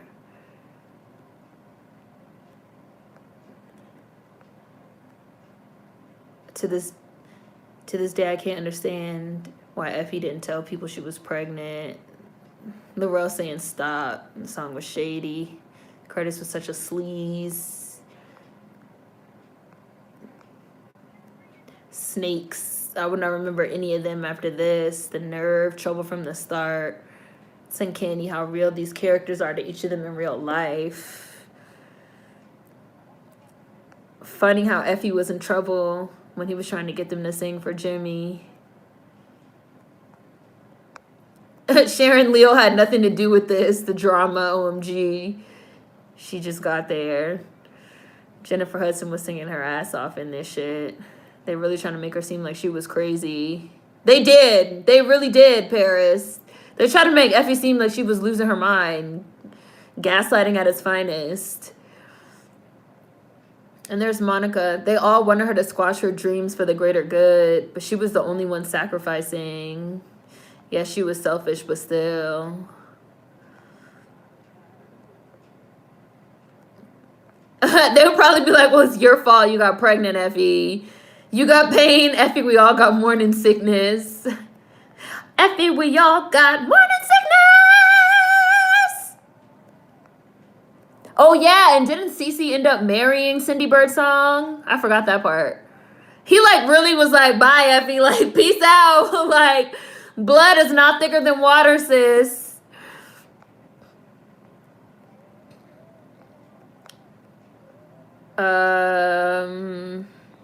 I don't know. Who was the costume designer for this movie? Was it Ruth? Was it Ruth Carter? Send it back. Is cash in here? Now, I would take the money. I see why she doesn't want to take it and why people don't take that type of thing, but I would take it. Like, he did mail it to me. Like, I don't even have to talk to him. I would take it. But I understand why she doesn't want to take it. Like, fuck him and fuck that money. Like, fuck all of them fucking dreams. I don't want none of their fucking money.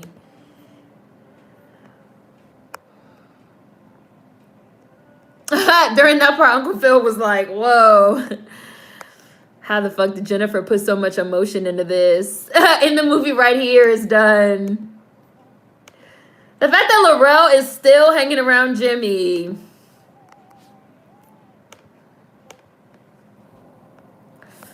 This is her singing to the industry at the time. Y'all see how they photoshopped Michelle in the pic and cut Effie out. They're singing this song, this, you know, Black Power song. For anyone that needs a time check, I'm at 1 hour 15. They have a guilty conscience. They're really fake as fuck, lying on the story of how the dreams came to be. Beyonce and Jamie Foxx is such an odd coupling, the aesthetic. This movie was a mess. They were trifling. The industry did just push talented people out for those that had a good image. Yes. Like, it's really an interesting story. Like, I think that this is, like, a really interesting story, especially, like, from where we are, 2021, in the, you know, in the industry, and a lot of the stuff that we've been talking about in terms of the industry. Dina was literally a product. He got me with the think of all the little black girls and how a black actress should play more than just a junkie or the help. The diet Beyonce went on for this was ridiculous. You know, Diana Ross in real life was anorexic. She was... When I went and saw the home of Motown in Detroit, they have some of her dresses in there. They're so small. She was so small. She was tiny. This was like the beginning of image-driven careers. Yeah, they're trying to do like a little Vietnam song, Curtis. Curtis doesn't like the optics. Look, see, he's like, this shit's not gonna sell. I don't give a fuck about your little black power message. This shit not gonna sell. Like, y'all know me. Like, I'm a salesman. Like, I've been selling all you niggas for the last fucking 15 years. Now y'all wanna make motherfucking black power records and you wanna play a fucking hooker. No, I'm the boss. And I said, you're going to play Cleopatra and we're going to make more pop records that sell. Bitch. Anika does look amazing. I love how they show like the passage of time and like how everybody's style changes. Like the 50s, 60s, 70s. Come on, honey. You don't need to be doing that stuff right now. He just pulled it out in front of everybody. Curtis like, y'all rabbit ass minds. Curtis like, oh, y'all forgot who made you rich. Anika's makeup is everything right here. Her makeup and her curls. Y'all ain't Nina Simone, said Curtis. Salesman, no soul. I mean, Curtis was a car salesman. Like, he knows how to sell. He just wants to sell, and make money. That's why that shit fucking really ruins shit. Curtis is a pimp. Nah, for real, these wigs and makeup are the best. The costume design is to die for. They're having a little Marvin Gaye, what's going on moment. I feel like if Curtis had supported the Vietnam song, Jimmy would have started doing drugs less and less and eventually got help. I agree, Nicole.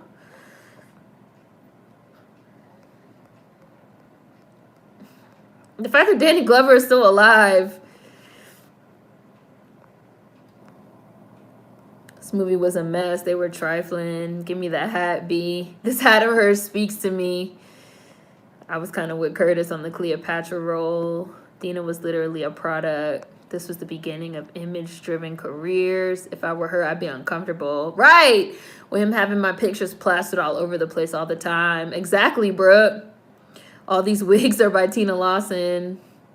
Beyonce definitely gave a little bit of Diana during the photo shoot with the purple eyeshadow. Curtis is a gaslighter. Yes, look.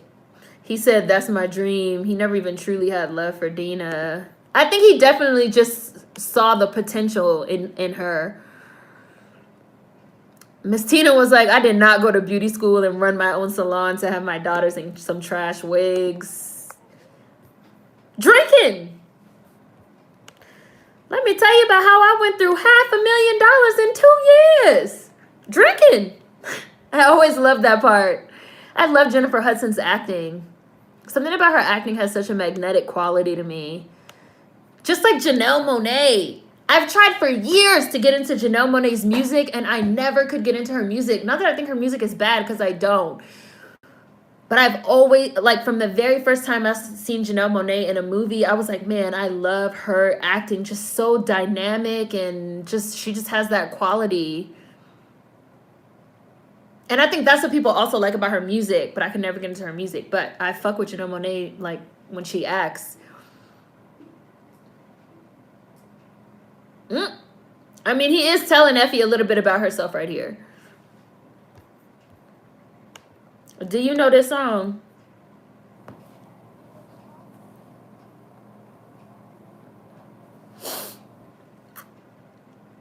I love Janelle, but my mom calls her a Prince tribute. I was mad as fuck. Maybe that's why I couldn't get into her music. Maybe it reminds me of watered down Prince. I don't know. It's just never did anything for me.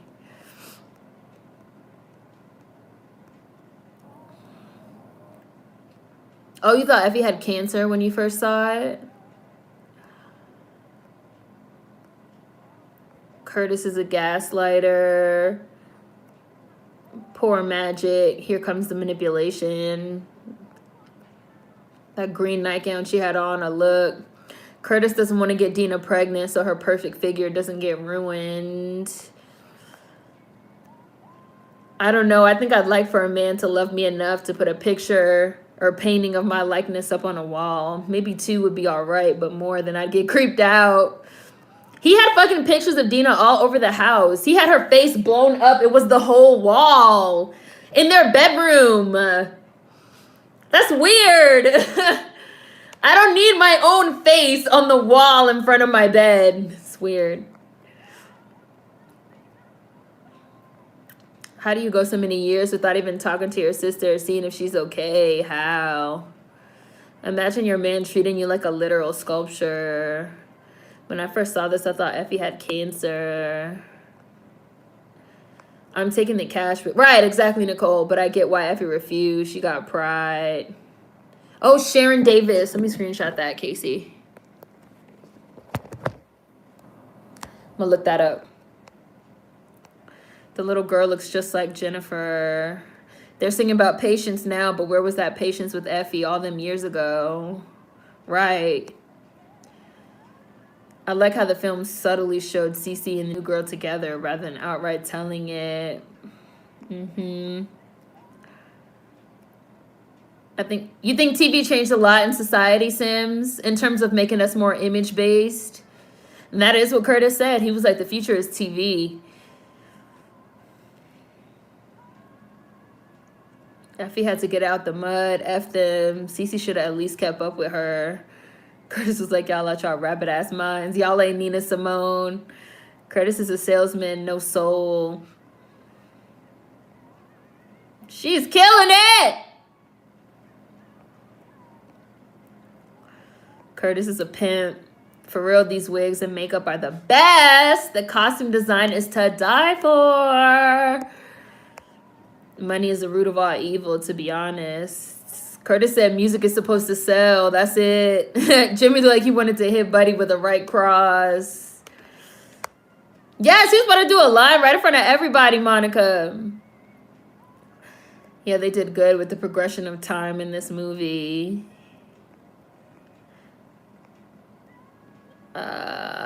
Janelle's music isn't bad, but her acting gets me every time. She's got the X factor.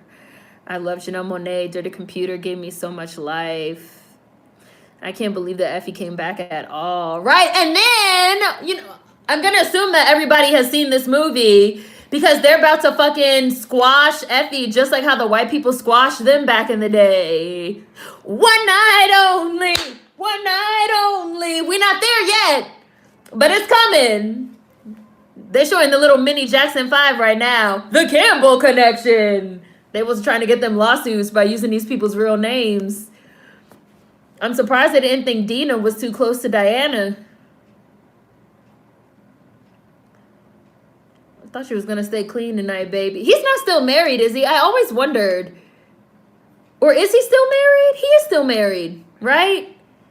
Can you, I couldn't imagine being with no nigga for no 10 years and he's married.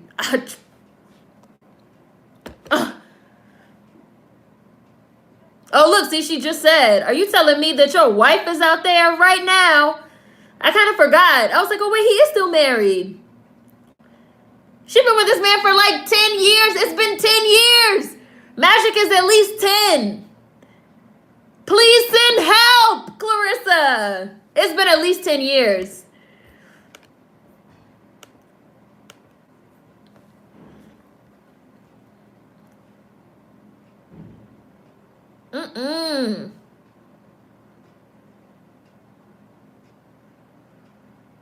She's saying right now how many years it's been.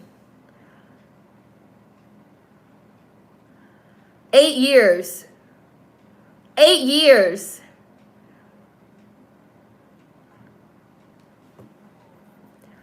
And wasn't she a virgin when she met him?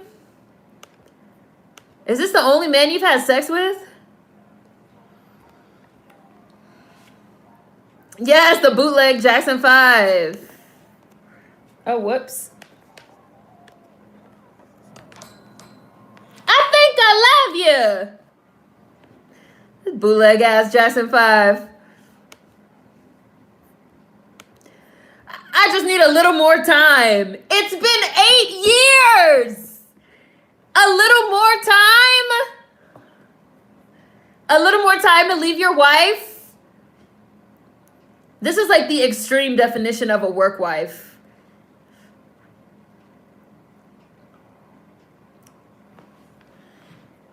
Yes, Jimmy is her first, and as far as we know, only.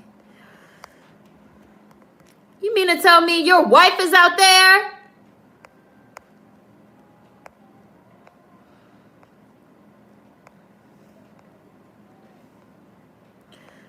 And he got to come out there and sing this song.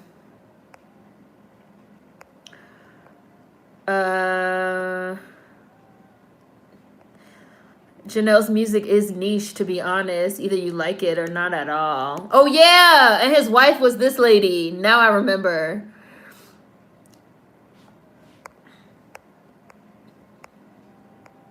Obsession much. I like Janelle's an actor, too.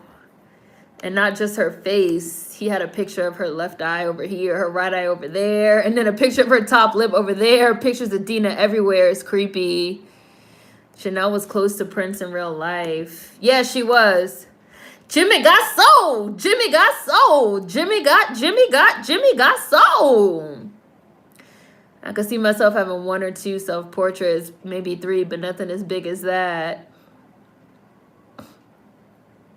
I love how they showed the progression of society through the music as well. Yes, I agree. TV and internet being our life did make society even more image-driven.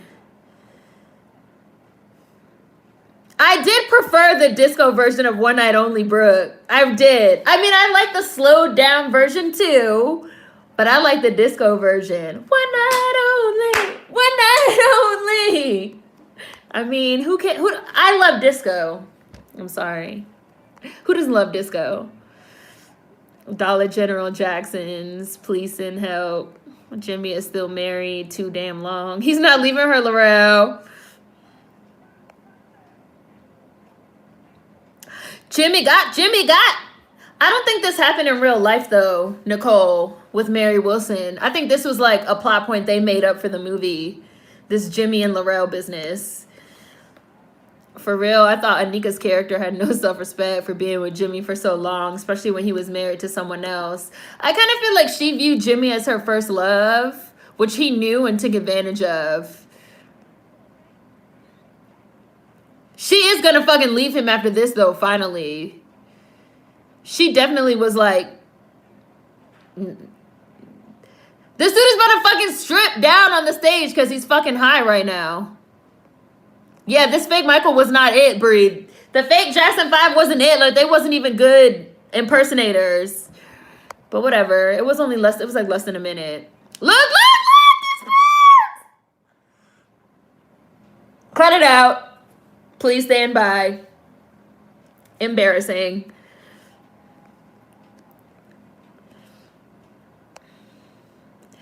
One Night Only was a bop.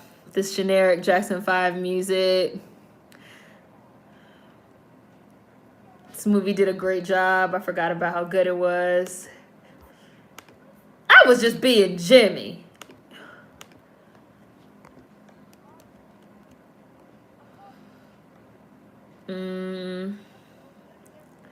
I watched a documentary on Berry Gordy about how he made sure to repair the images of Black people in music and entertainment. The Jim Crow imagery, he wanted to rectify it. My aunt was with a man for years, at least over 5. He was separated from his wife for a while, but went back to her in the end. Stay away from married folks. It doesn't end well. Alex, I know you've heard me say this in videos. You can't mess around with people that are motherfucking married. Can't do it. Laurel leaving. Laurel and Jimmy are through. That's it. Laurel has reached the end of her rope with you.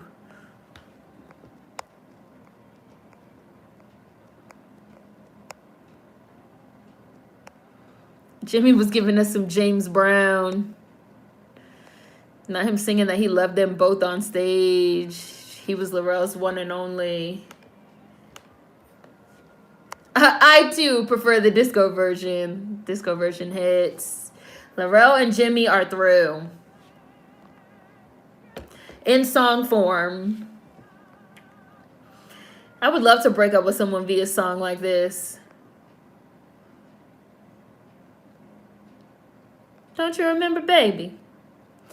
So like the minstrel sound and images, Barry wanted to undo that.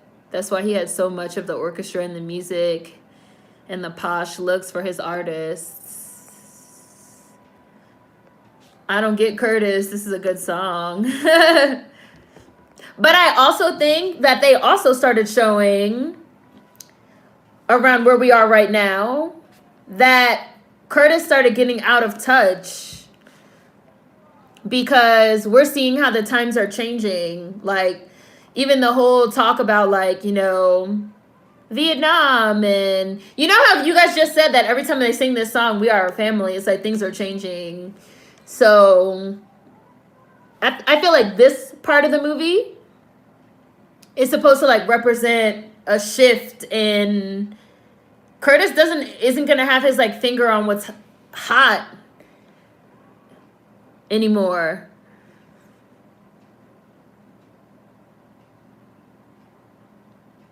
But now Jimmy feel like he done lost everything. It just went dark on Jimmy, figuratively and literally.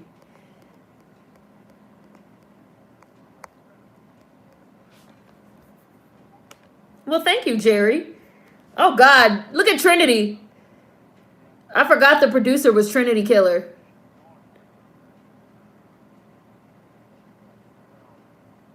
Yeah, there's still 40 minutes left. No fucking bullshit. Oh, okay. America's Sweetheart has a bit of a potty mouth. Okay.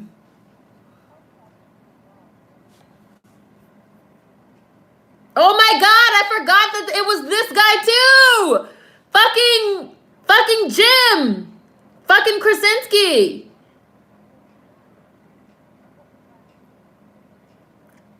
And I never met a sister named Dawn. I actually knew a black girl named Dawn.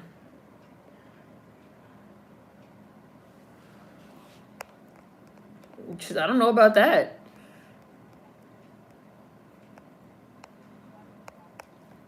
That's why I didn't want to bother him with our meeting today. Oh, okay. Whatever, sis.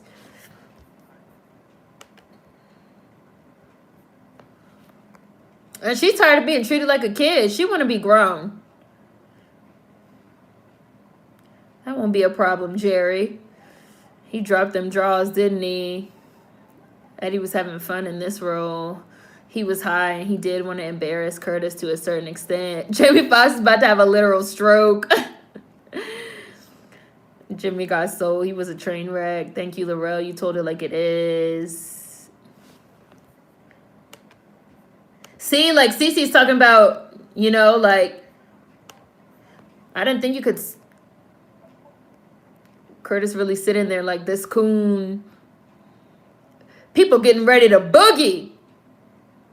This is a beautiful way to break up with someone. Concise too.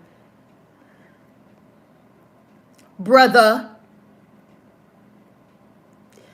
Also, another tidbit, Anika sang that part to Eddie live. She didn't want to pre-record the part. The director was impressed. See, that Jimmy just died right here. He overdosed. He didn't get shot. See, they found his body at the hotel. Yeah, see, heroin overdose. He overdosed.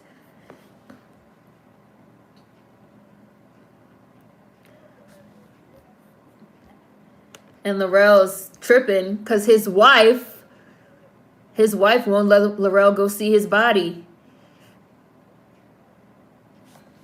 And his wife probably not going to let Laurel come to the funeral. And she spent 8 years with that man. This is why.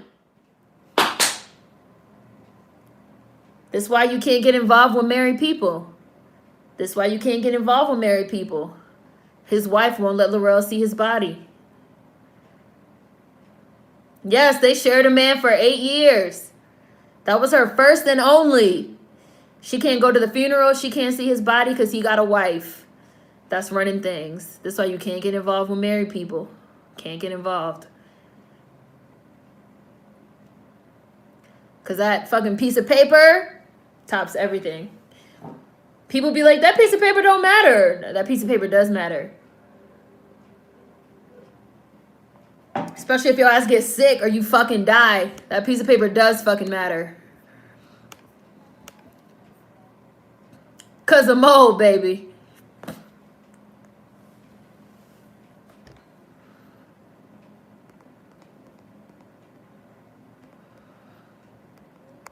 Who are you? Look, she never even met CC. Who are you? I'm mad Effie just left. Who? CC like who? I thought Mama was the only child. She's running down the stairs.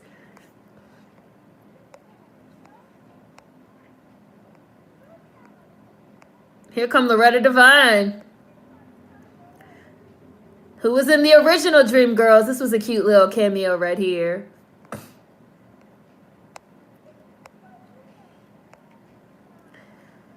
Yeah, Jim from The Office. I know several black girls named Dawn. That wig on John Lithgow is scaring me. Yeah, Jimmy didn't get shot unless you count him shooting up. But I don't think that's what you meant.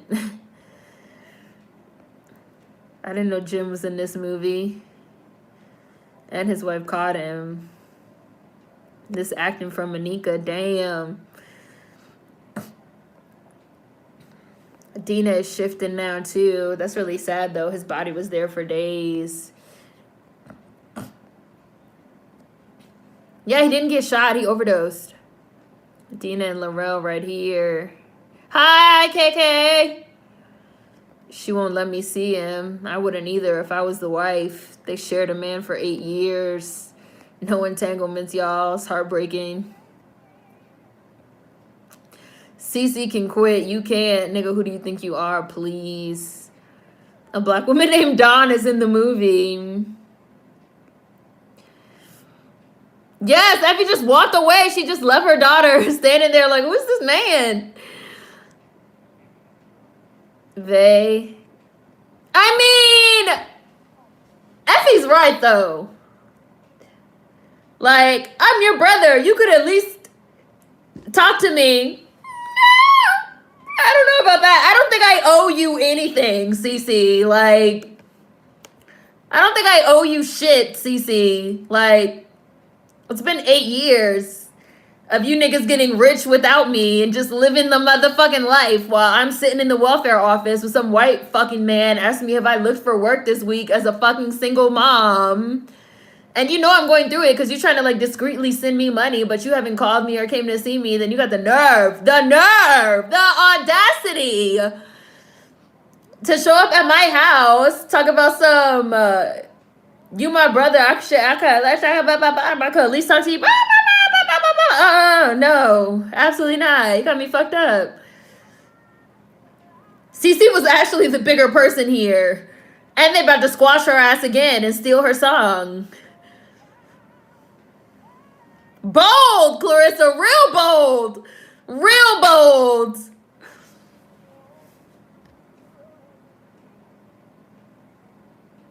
Really don't have the time.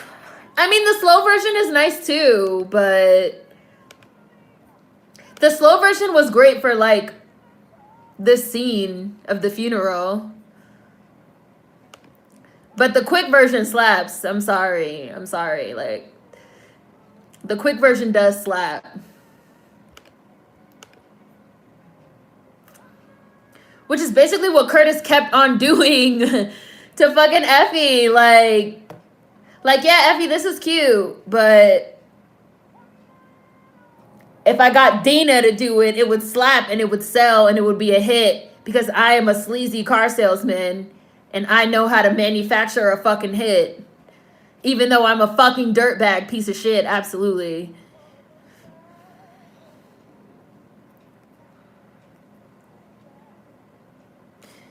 Yeah, it was Jimmy's funeral, and then Effie was the only person at the funeral with Glover and Cece.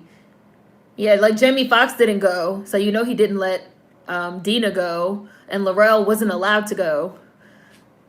So the only people that were there was fucking Cece, Danny Glover, and Effie from like the old days.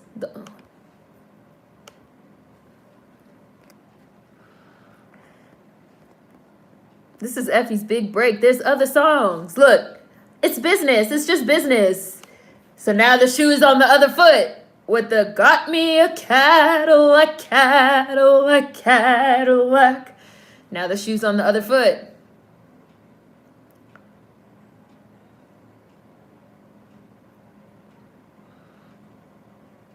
Manufacture a hit. Come on, baby. This was the part, though. I'm sorry. Like, come on. And he, like, paid them to, like, throw Effie's version away. And my devotion. They got the sparkly hair. This is the disco Diana Ross. Okay. With the jumpsuits. I love these jumpsuits. You really don't have the time. One night only. One night only. They had the gays. They had the gays come out. Once the gays come out, it's a hit.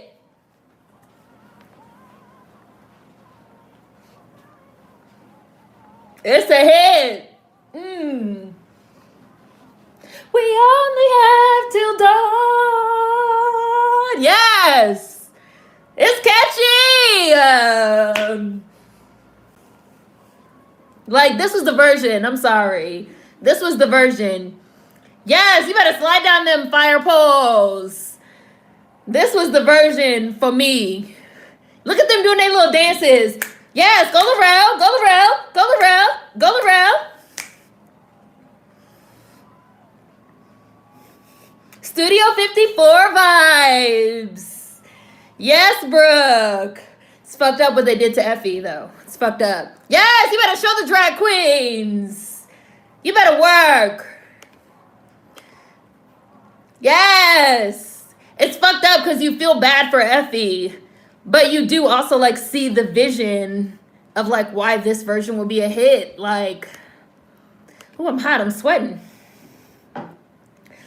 Woo! That's my part right there. I was jamming a little too hard.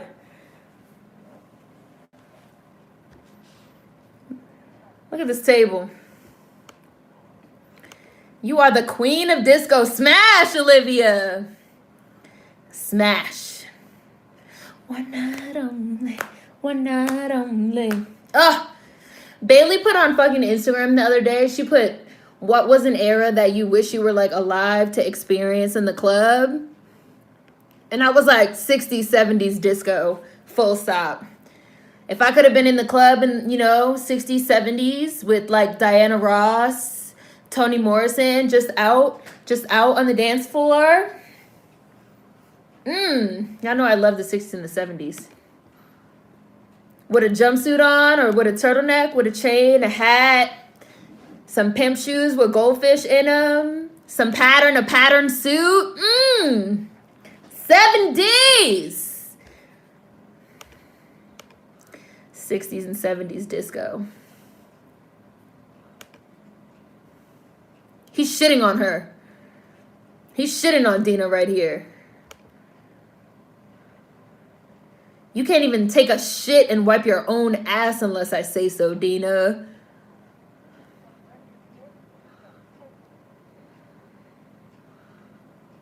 Yes, Vanity! Yes! With Grace Jones and Michael? Disco, disco, disco, disco. In New York? Ooh. That is someplace I would travel to if I had a time machine. Absolutely. Dina definitely got her wake-up call. He shitted on her. Like, Dina, you were exactly the same as everybody else to this man. Like, he doesn't give a fuck about none of y'all.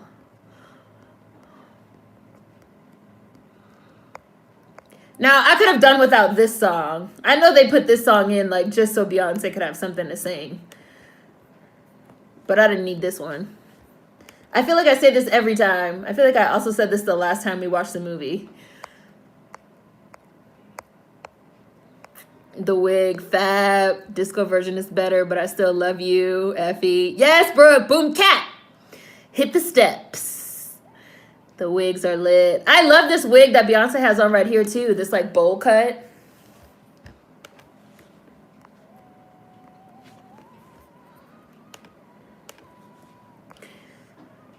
Hi, I see you, Vanity.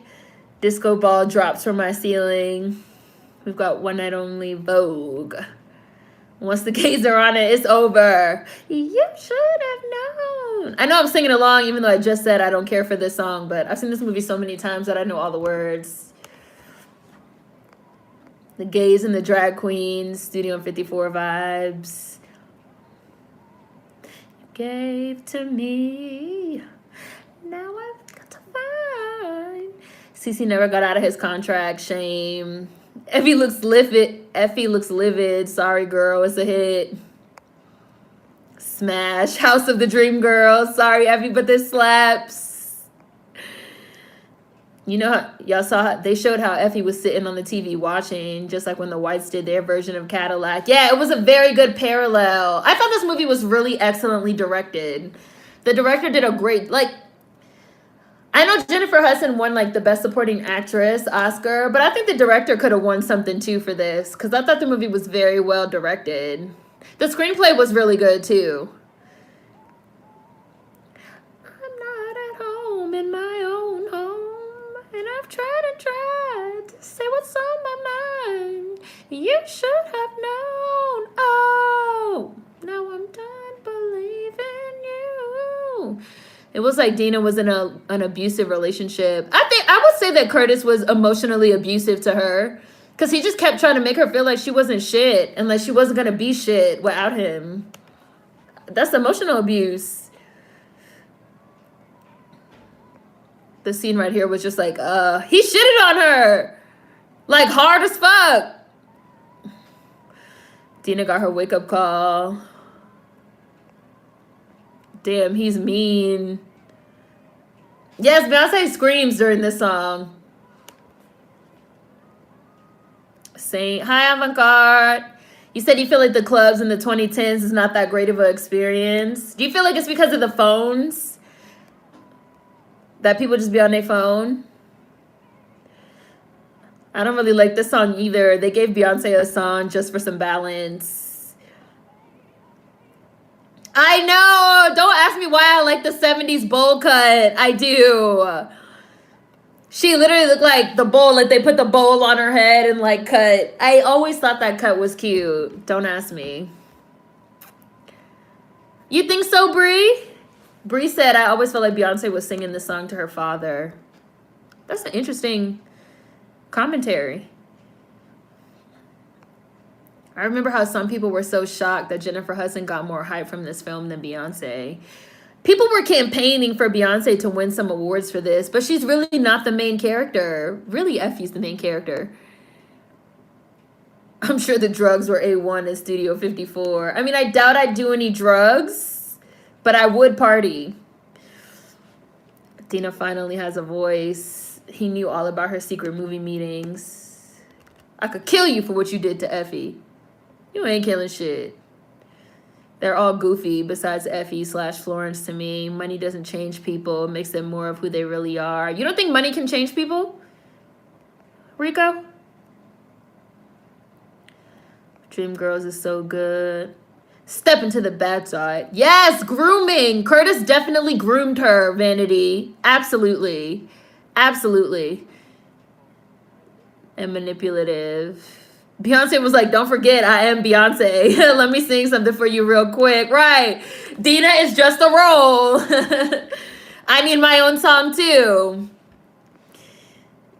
I love this song. Wasn't she super young and innocent before him? Miss Grooming, yeah. She had to sneak out of the house.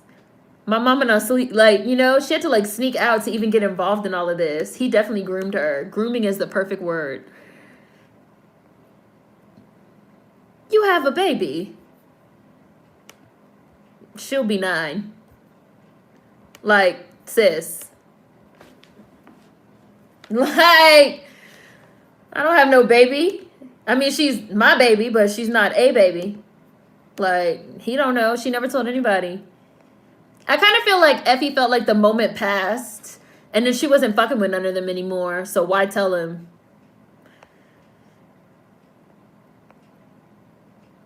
Beyonce screaming to compete with Jennifer Hudson. You could lose some weight. Heavy. The phones definitely ruin the club vibe. People are taking Snapchats more than dancing and look at you weird when you actually dance. Oh, that's whack. Jennifer was definitely the star of the movie. That's an interesting take on Beyonce and her dad. Yeah, I never thought about it that way. But that song could definitely be something applied to her relationship with her father. Absolutely. So maybe that is why she wanted to add it. But I know she wanted a song. Like, she wanted a song. Dina woke up and found that record. I love this song, too. She Needed to Shine. They wanted Beyonce to win that Oscar. It's gonna... win. I was like, yes, Effie. Effie gonna win in the end. You better go ahead, Jennifer. Great gowns, beautiful gowns. I can't wait to see Jennifer play Aretha. Didn't get your ass out here. Hey, hi. I do hate LA. Oh, I do. Go wait in the car, mama. My daughter said she needed me, so I'm here. I had to do something to stop you. I don't club, but people in their phones irritate me at concerts. Last time I went, it was just a sea of arms recording. Could you own me? I'll start over. I party hard in Studio 54. I do think that Beyonce's acting was great in this movie. Like, she's really not serving me Beyonce. Not even right here.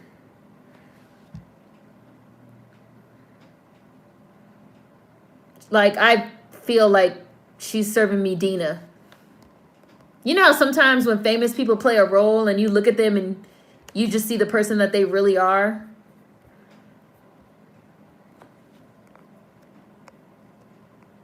Oh, timestamp? I'm almost at the end, Ashley. Dina just left Curtis. To be honest, I was surprised that Jennifer got more love than Beyonce for this, but I was happy that Jennifer got the love. She deserved it. She murdered this. She destroyed it.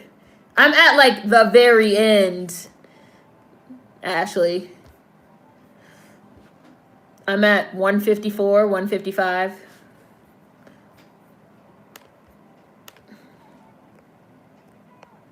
Yeah, I remember it was a big deal when Beyonce fired her father as her manager. I think money can change people too, whatever. I think money can change people.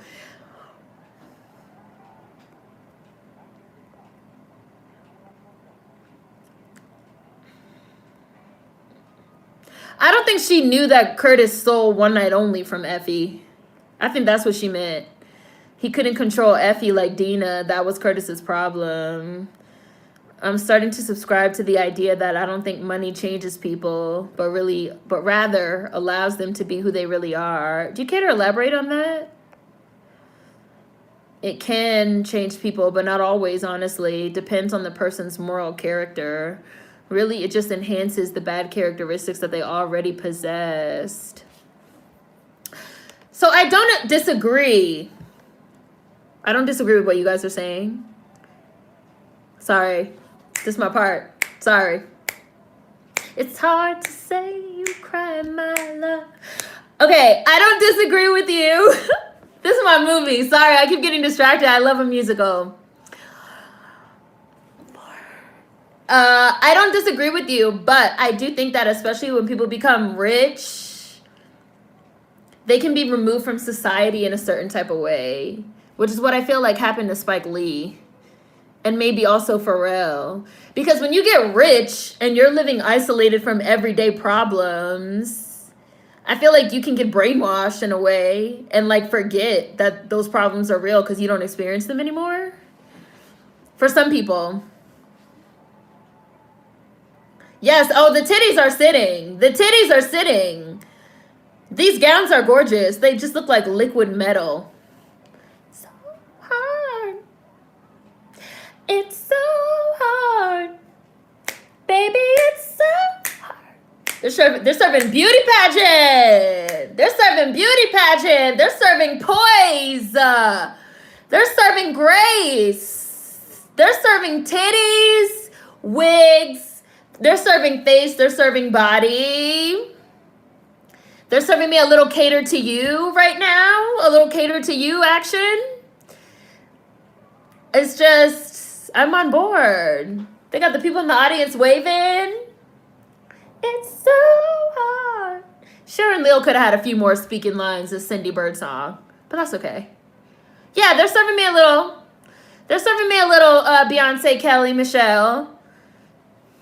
I'm here for it. A little DC3. I love seeing Beyonce with a group. I think I just enjoy seeing Beyonce with a group. Just gives me a good feeling.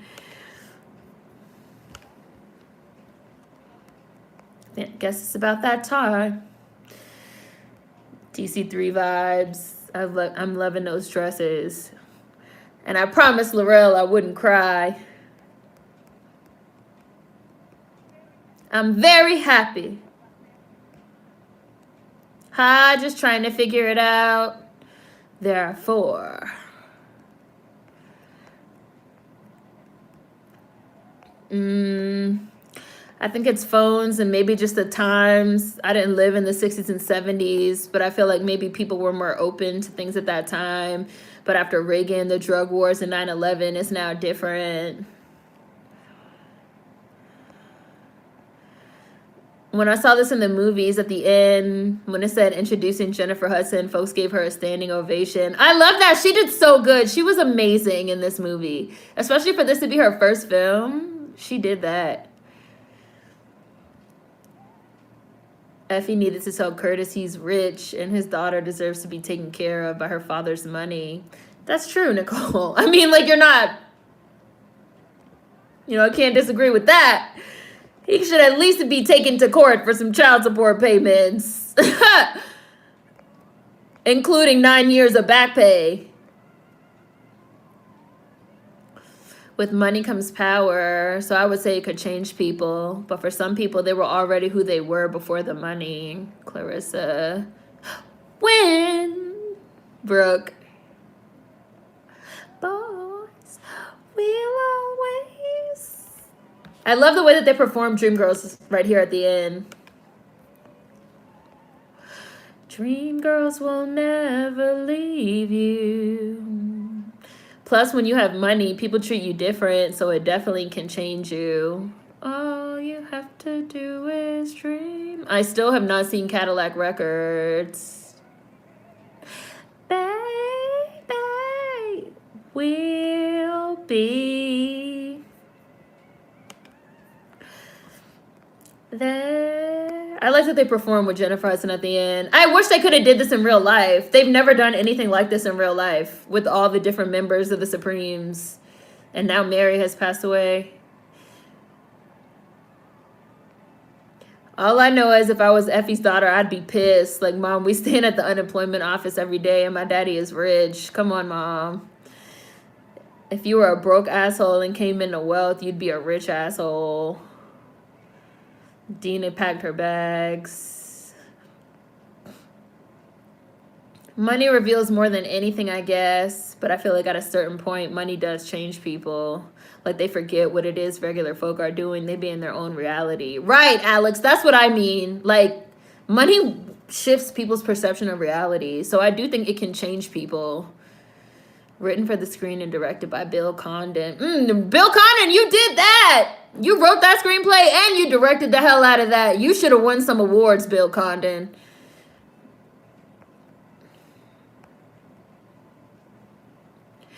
They look like those dresses were just poured onto them.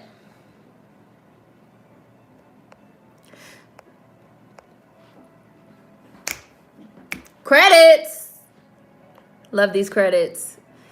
Elaborating, if you have the money power to do whatever you want with little to no repercussions, what would you do? How far would you go to maintain that power? They know they're glad to be done with Curtis. Dina didn't know he stole that record from Effie. That's why she sold him out. I always cry at this part. Her daughter crying for her. Everyone was crying because they knew she was done dirty. Jimmy got sold!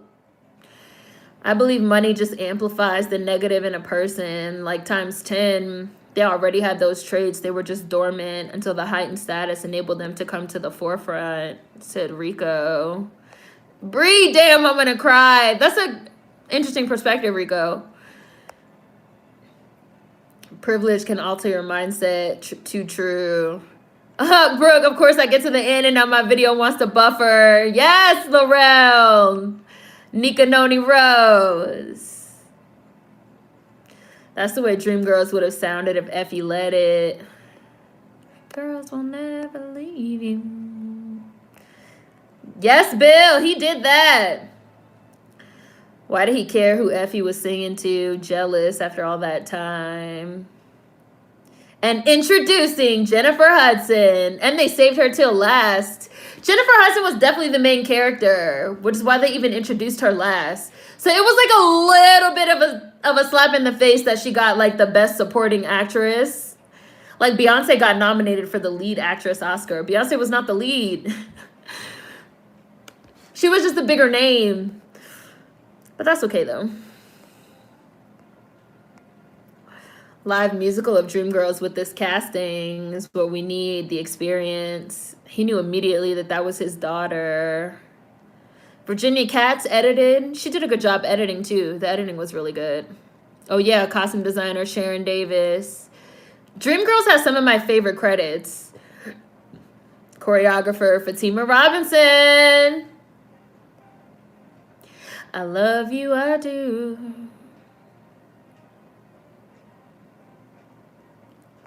He did do the hell out of it. For a white man, he did that. Vanity. Yeah, the awards are political. I mean, you guys know how I feel about awards. Like, awards are bullshit.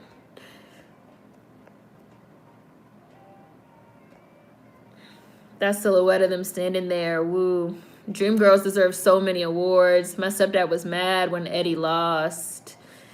She needs to put that man on child support. Love you, I do.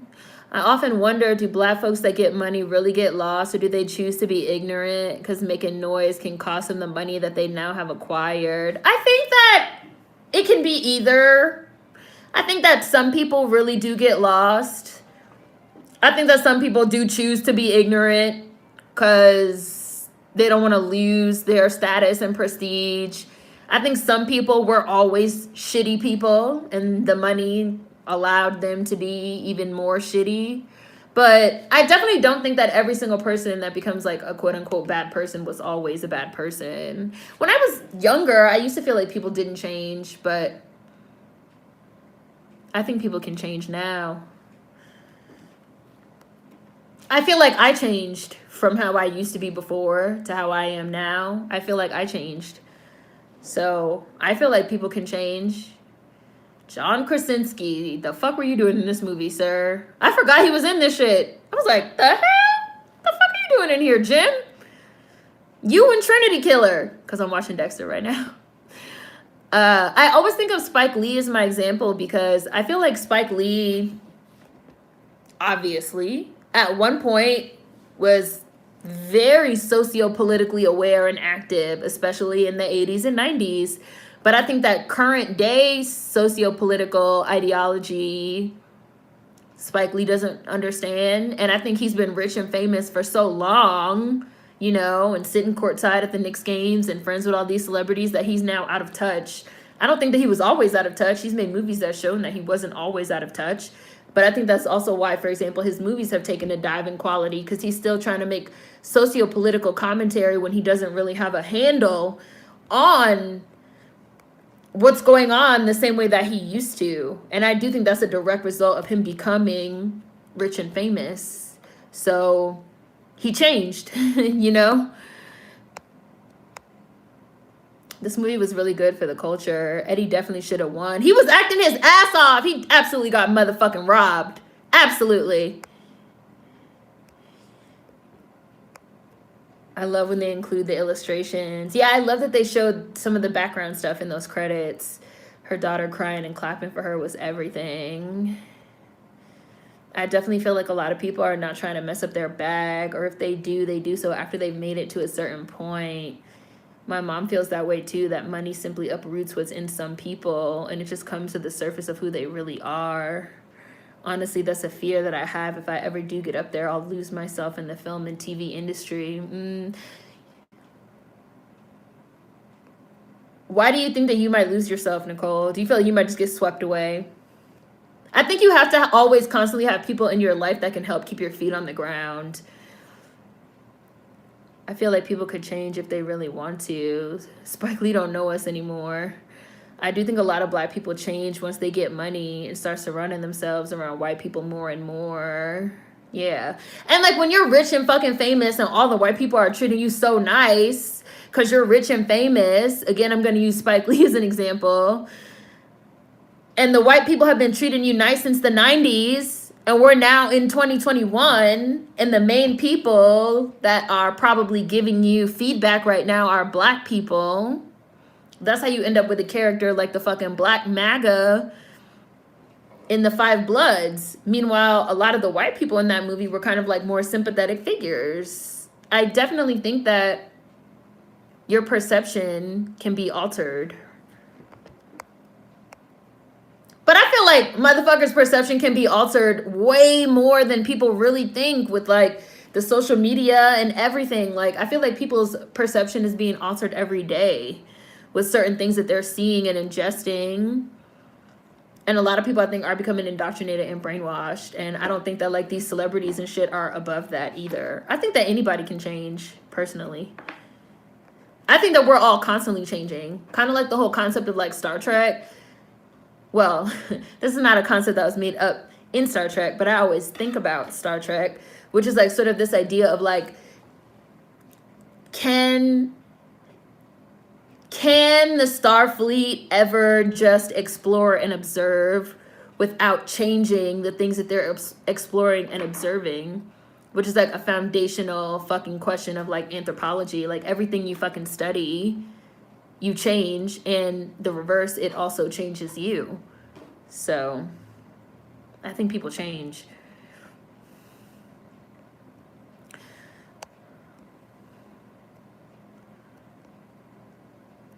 Spike Lee is old, maybe is old. Yeah, he's very old school. He's very old school. Spike Lee is old school, pro-black. A lot of old people do not understand the younger fights. I remember the backlash Spike got for the movie set in Chicago. I never watched it, but it looked a mess. It was a mess. I did a whole rant video on it. Chirac, rant. Whole rant. It was a mess. Yeah, you need people to keep you grounded. As Spike got older, he definitely became less militant, as you would say, because people in the industry, there's a lot of yes men and white people being nice. Exactly, Clarissa. I honestly feel like if I ever got into the industry, I'd have no friends because I like nothing and no one. Like, let me do my job and go on with my business, especially when you are ignorant and not seeking information and educating yourself. Perception is reality. What you perceive is what you believe to be reality, right? Exactly. When you're accepted by the people around you, you're happy, and forget racism as a whole. Your sense of acceptance is being fulfilled. Yeah, I think that happens to more people than we want to talk about. Like Effie said, I'm changing. People are brainwashed. They do a great job of making us think our ideas are our own and not carefully curated by what they position and promote to us. Feel like I might get swept up and I don't want to, but I can't see into the future to know for sure. And I feel like the best way to stay grounded is to have the right people around. Also, I feel like taking breaks from social media helps too. I remember the Chirac rant. Everyone was so pissed, as they should be. I can't believe Spike even did that shit. It was a mess. It was a mess. The same Spike who made Do the Right Thing is not the one we see today. It's wild. Right. Like, he definitely has changed. Absolutely. There's so much misinformation everywhere. I feel like a lot of people... But let me also say that I also feel like the idea of like quote unquote militancy and like pro-black and like what that meant in the 80s and the 90s also means something different in 2021 as well. Like, things are just constantly changing all the time. I don't feel like people are stagnant. And some people are changing for the better and some people are changing for the worse. There's so much misinformation everywhere. I feel like a lot of people lack the awareness to really do the hard work themselves. A lot of digestible sound bites and shallow hot takes are recycled ad nauseum. Also, ego. People tend to have enormous egos. Yeah, that are fed by money and fame. It's super easy to get swept away in it. I think Kanye changed too. Kanye definitely changed. Kanye definitely changed. Kanye, for me, would be an example of like how more than one thing can be true at once for me. Because like Kanye definitely always had a huge ego. He definitely had a God complex. Yet I feel, and I know a lot of people feel, like his mother was that person that kind of kept him grounded in reality.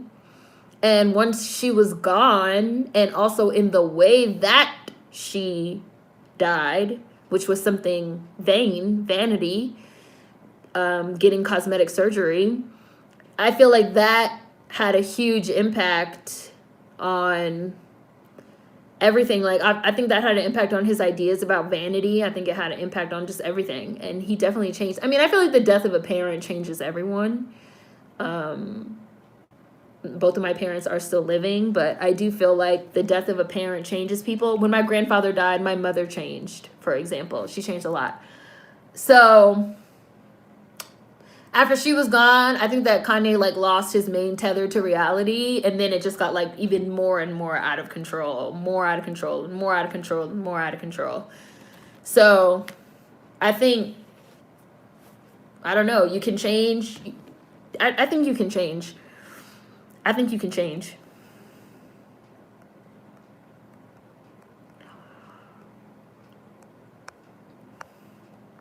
Kanye changed too. The 80s and 90s, a lot of black people were into Pan-Africanism, and that's changed a lot today as well. Times just change. Kanye definitely changed. He's totally altered. Kanye from 2004 versus Kanye 2021 is literally a totally different person. Kanye used to brag about not changing, but he just hadn't changed yet. I also think about, you know, like, yeah, like life is long. Like, just like when they asked Kathy Hughes what has been the lowest point of her life thus far, and she was like, I don't want to answer that because, you know, what if the lowest point of my life hasn't occurred yet? You know, like, life changes. Life changes. Like, Casey Veggie's life really changes. Like, life fucking changes. Life changes. And people change. The Kanye who said George Bush doesn't care about black people is not the same Kanye we see today.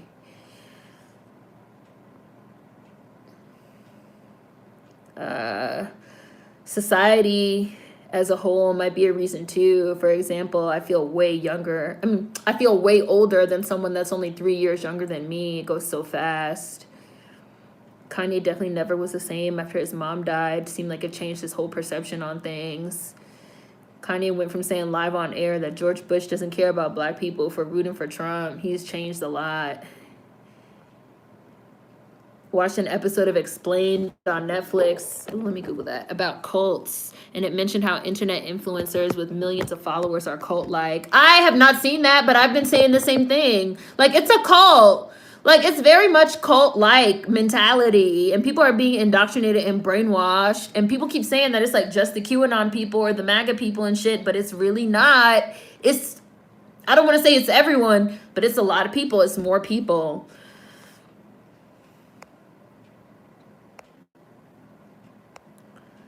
Yeah. And now Kim is divorcing him after they used him up. Life comes at you fast, changes.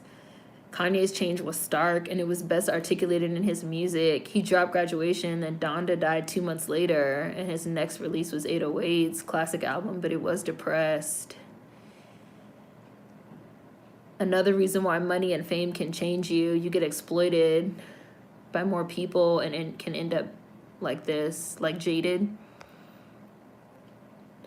We all change, but money or status shouldn't be the determining factor in that. Why not, though? Money and status is going to be a determining factor in it, because money and status is a determining factor in all of our lives. We're constantly being changed by all things all the time, so I don't think you can say that that's not a determining factor. I mean, like, why wouldn't it be? Especially, like, status, because if you have millions of people, literally, right, like, our environment changes us. Exactly, Octavia. Like, our environment changes us regardless. Money and status is going to be a part of our environment that we are in.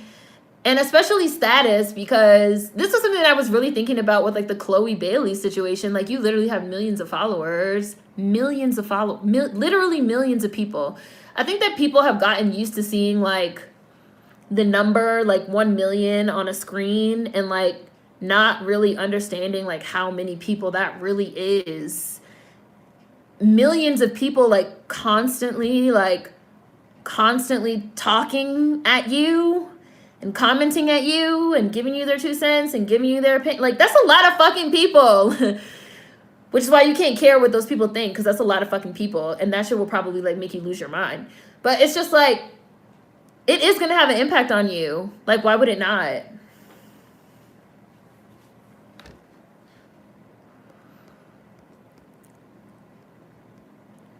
Stan culture is very cult-like in general.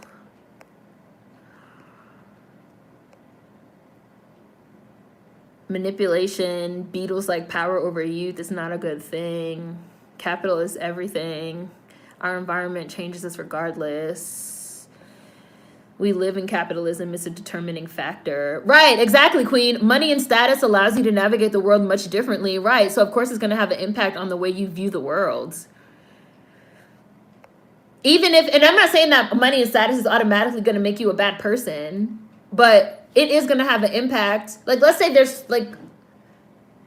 2 people and both of those people become rich and famous. 2 black people. And both of those people become rich and famous. And they're both moving through the world now in the same exact way as like 2 rich and famous people. And then one of those people takes that experience and just takes it to mean, oh, all these white people are being so nice to me, so you know what? Racism doesn't matter anymore. Racism doesn't exist. Like, I don't care. Like, obviously, everything's all good and whatever. So you have that person. And then you can have the other person that can have the exact same money and status and have the exact same experience. And that other person can also be changed, but they can walk away from that same changing experience with the ideology of, wow, money and status will really make people treat you differently. So I'm not going to come away with the experience of, oh, racism is no longer a problem. I'm going to come away with the experience of, maybe we need to, change the way that money and status redistributes privilege in our society. Or, like, that's 2 people that had the exact same experience and they're going to change in like 2 different ways. I don't think change is inherently a bad thing. They said that the only constant in life is change, like, which is true. Like, we have to be the ones in charge of how we are going to change, but everybody changes. I just don't think I agree with the concept of people don't change. I think I fundamentally disagree with that ideology that people don't change. I don't agree. I disagree. People change. Now, if it's going to be a good change, a bad change, those things are up to the person, who the person is and where the person is in life and what type of emotional state that they're in, and are they putting in the work to be a better person, all that. But I don't agree with the statement, people don't change, money, status only makes you more of who you are. I don't agree. I disagree. I disagree. I just decided that I don't agree.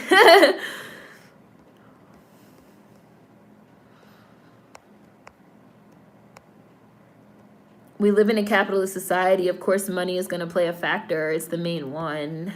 Stan culture itself has changed. These fans today aren't the same, especially the stans of these social media influencers. They're wild. It's almost like they own these people. Money and status is a huge factor, though. It changes the way you move through society, the way you are perceived, and the things you have access to. Of course, it would change you. Your environment changes people, and in turn, we change the environment as well. Which, like I said, that's like one of the main questions of Star Trek, is like, how are we changing? 1 million people is like a lot of people.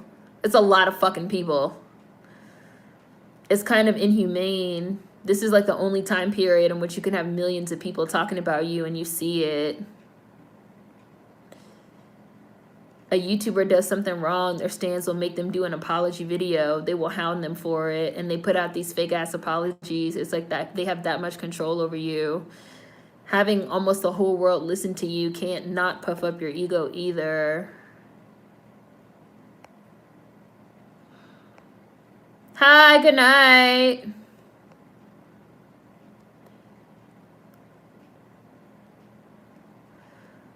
Hi, and then good night. It shouldn't be the main factor, is what I'm saying. Your moral fiber matters also. But we're also saying that money and status can have an impact on your moral fiber too. Like Kanye West is a prime example, because at one point Kanye West clearly had excellent character. Kanye West in the middle of a fucking live TV Hurricane Katrina benefit said George Bush doesn't care about black people, which is something that could have ruined his career at that time, got him totally blackballed from the industry, and it was something that he felt. It was something that he felt. So he said it because his moral fiber and his like sense of right and wrong, like what's happening in Louisiana right now is wrong. And we're putting on this fake ass fucking telethon, and I have to say it. So at one point, he had absolutely moral fiber. Like at one point, I do feel like Kanye West was like a great, amazing person. And then something changed. He changed. His morality, his sense of morality changed. And I'm sure it was influenced by money, is what we're saying, that money, status, all types of things can influence people in good ways and bad ways and all types of ways, and they change. The person that they were at the beginning is not necessarily going to be the person that they are at the end, is kind of the point. Like, even a person's moral fiber is not static. I think we like to think that it is. We want to think that we're good people, that we're bad people. That's the person that we are. But I don't really think it's that. I don't know if I think it's that cut and dry. I do think that we have more ties than we like to talk about in the other people in our life. Like I said, I really feel like his mother, losing Kanye West's mother, it seems like he died. For me, I really think of it like as if the old Kanye West died. I know people, I've said that to people and they feel like that's morbid and that's like inappropriate to say. But I really feel like who Kanye West was died when his mother died. And like this person now is a totally different person. And I say this as somebody that was like a stupid Kanye West fucking stan. Like, I paid $500 to see Kanye West at Madison Square Garden, okay? Like, Kanye fucking stan. Like, waited in line for album. Like, I waited in line at midnight to like buy this man's album. Like, I have to be fucking first. Like, stan. And it's like he's not even the same person. It's like he's not the same person. It's like he's not the same person. Like, it's like he's not the same person.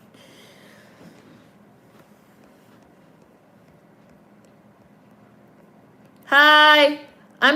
We're just chatting. The movie's off. I'm gonna go soon. Bushy brows.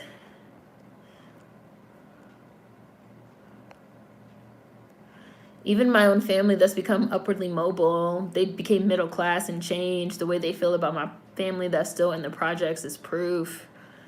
People definitely change. I know I'm so different than 5 years ago. I think change is a wonderful thing. Yes, evolving, queen. You can progress or you can regress. Yeah. Social media influencers is so different, the access they have. Honestly, 808s and Heartbreak is to today's hip-hop trends with Janet Jackson's Control, with New Jack Swing is the blueprint. Organic beings in general change is natural. That's how I feel too. I think it's really interesting how human beings feel like we don't change. Like we're above change, like we're too smart or something. You know, like everything in nature changes. Why wouldn't we? I mean, I know we have these like big old brains, but like we still have to obey some of the laws of nature. I disagree as well. Money changes people. Usually it isn't for the better. Also, money worsens people's levels of empathy. Also, hi, I'm back from grocery shopping. Hi. There was also, I remember watching a TED Talk years ago on this like study they did. They did like various studies on the impact of like more money on people. And they like started with like Monopoly. They had like people playing Monopoly, and they had people playing with like a loaded dice, but they didn't know they were playing with a loaded dice. So some people were getting ahead and they were like getting all this money and they were like buying all this property and they were like doing all this stuff, even though it was like a loaded dice. Like they were not beasting in the game because they just was like amazing players. And they like noticed that like as the game went on and on, like the people that benefited from the loaded dice became like basically more and more ruthless in the context of the game. And they ran some like other real life sort of social experiments. Like they had somebody fucking they put a camera and they like recorded the people that actually like stopped to allow pedestrians pass, and the people that like sped up when they saw pedestrians coming. And it was just like a day or 2 days or a week, something like that. So it was like a limited sample size, obviously, but that they like found that 9 out of 10 of cars that speed up and don't stop are like luxury vehicles. But like people in like the busted fucking Camrys and shit fucking stop for the pedestrians. Like having more money and access like changes shit, changes people. Like it's like a weird thing that happens. Hi Mo, the Prime Directive. Being houseless really opened my eyes to a lot. I'm actually grateful for it. In Hinduism, they call it tapas. Tapas? Let me screenshot that. Alice Coltrane talks about it a lot. Tapas. Where they die before having epiphanies. Kanye's grasp on reality changed because reality is relative. There are people who finally open their eyes to what's going on and are so scared that they go back to being ignorant and uninformed. People are more complex than just good and bad. I think Kanye definitely lost himself when he lost his mother. Good and bad changes from context to context, point of views to point of views. That's why I don't believe people in general are inherently good or bad, because people are capable of being good and also evil. It's a spectrum, said Sims. I left Kanye too. He is a zombie now. He needs intense therapy for real. We got big old brains, but it's not enough. There's a whole saying, the man who's the same at 50 as he was at 30 has wasted 20 years of his life. It's more abnormal for people to be stagnant. I think that we're having I feel like social media is having an impact on that too, because when you also have basically a digital record of yourself and other people from the time that you're however old when you get on social media, which is younger and younger, we now have generations coming up that have been basically documented on social media since the time they were fucking born. That I don't want to say that it becomes maybe harder to reconcile the concept of change as a person. But when there's like a digital record of like who you were and the things that you were saying however many years ago, and there's this whole chorus of people that are like, this you? Like 5 years ago you said this, 3 years ago you said this, 10 years ago you said that, 7 years ago you said this. Oh, now, like I think that also encourages people to remain stagnant and not change, because they feel like they have to live up to this digital record of themselves or something like that. Like it pushes people to not change because they're trying to like live up to this like digital imagery of who they were however many years ago versus who they are now. And are they able to even grow and change and take in new ideas and take in new concepts, be it good or bad? I feel like that's gonna have some influence in the next 10 to 15 years that people aren't ready for or either.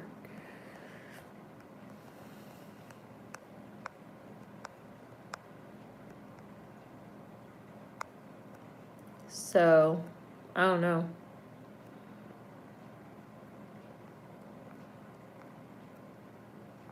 Working retail, the people who treated me like crap were almost always the people who made more money. Honestly, the only thing keeping me from making certain changes in my life for the better is money. I can't even lie. These Truman Show kids. I'm glad most of my cringe years weren't online. That's such a good point. People are not inherently good or bad. Digging up people's records without digging up everything that's changed since. I feel like I don't understand podcasts. I mean, I do. I just feel like I don't know. What's the difference between a podcast and what I'm doing right now?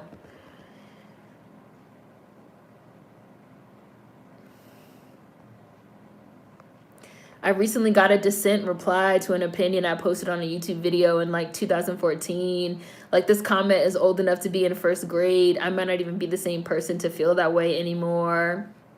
You might be dead. Like, I think this all the time about like YouTubers that I like subscribe to that like their channels have gone stagnant, or like people that used to like regularly come into the live streams and like now they don't. You're like, oh, I wonder like what's up with that person? Like, is that person okay? You know, like, but now we have these digital records. Like, we have these digital records now. And so I think that's going to make it harder maybe for, I hope it doesn't, but I think it might make it harder for some of these generations coming up to even fathom the concept of change. Because what is change when you have a digital record of yourself basically from the time that you're born?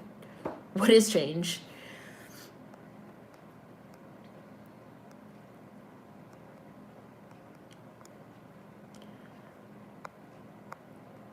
A lot of this performative social justice people are doing now is really starting to irk my nerves. There's nothing different. Honestly, podcasts and live streaming is so similar. Podcasts to me are just radio shows. To me, there's no difference. Our minds weren't made for this. Most of human history, people didn't even know how to read or even stay in the same place. Yeah. I thought I was the only one that thought like that. I actually did search for an online friend of mine who hadn't been on in a while. No, I think about that type of thing too, Vanity. Like, oh, I wonder what they're doing or how they're doing or if they're fucking alive or, you know. I was happy to see Chocolate Chunks say something recently because, like, I thought about her. It's been at least 2 or 3 years because she was 9 months pregnant with twins. I figured we wouldn't see her for a while because she'd be fucking busy. So it was nice to, like, see her kind of tuning in and, you know, to know that she's fucking alive. But it's kind of interesting, you know? Like, the question that I was asked the other day on the live stream about, like, have I changed my mind on some videos that I've made previously? I haven't. But even if I did, I said even if I did, I wouldn't remove those videos because... like, why? It's just we're living in an era of like recording that I think we don't really know yet what's going to be the outcome and the ramifications of this constant surveillance, which you guys know I think about digital surveillance a lot. So, but I do think people can change. And then we can close up. I always think of Breaking Bad when talking of the spectrum of good and bad. No one is exempt from potentially doing bad things. Social media is like a trail of pictures of you to analyze you. The internet is a time capsule because it's archived and life is literally playing out online. Soon a lot of social media accounts are going to be of dead people. It's pretty morbid to think about. There are a lot of natural hair YouTubers from back in the day who kind of just up and left. They just stopped uploading. All I can think of is I hope they're okay.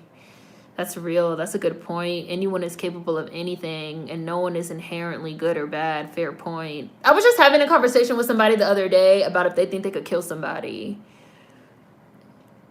And they said no. And they asked me if I thought I could kill somebody. And I was like, yeah. I was like, I'm not going to say no. I was like, I'm not going to say no because I like to think that I wouldn't kill someone. And I like to think that I would never be in that type of situation. I was like, but I do think if it came down to it, I would do it. Or, you know, like the movie Sophie's Choice, like that type of situation. Like if it came down to it, I had to, I think I would. And then they were like, well, do I think I would feel bad about it? Or do I think I'd be able to just like repress it? And I was like, I don't know. And then they were like, if you did it and you didn't feel bad about it and you were able to repress it, does that make you a bad person? And I was like, I don't know. Like, is Sophie a bad person in Sophie's Choice? Like, I don't know. Like, it's a fucked up choice that she made, especially that she picked her daughter over her son. Fucked up. Like, it's just one of those things, you know, like philosophy thought exercises, you know.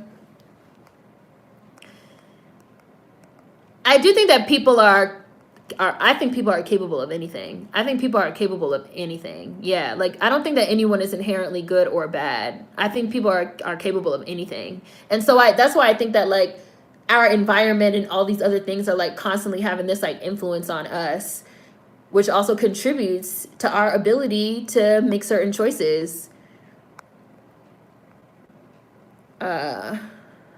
People act like everyone is a brand and beholden to sticking to the same image, but that's not the way people work.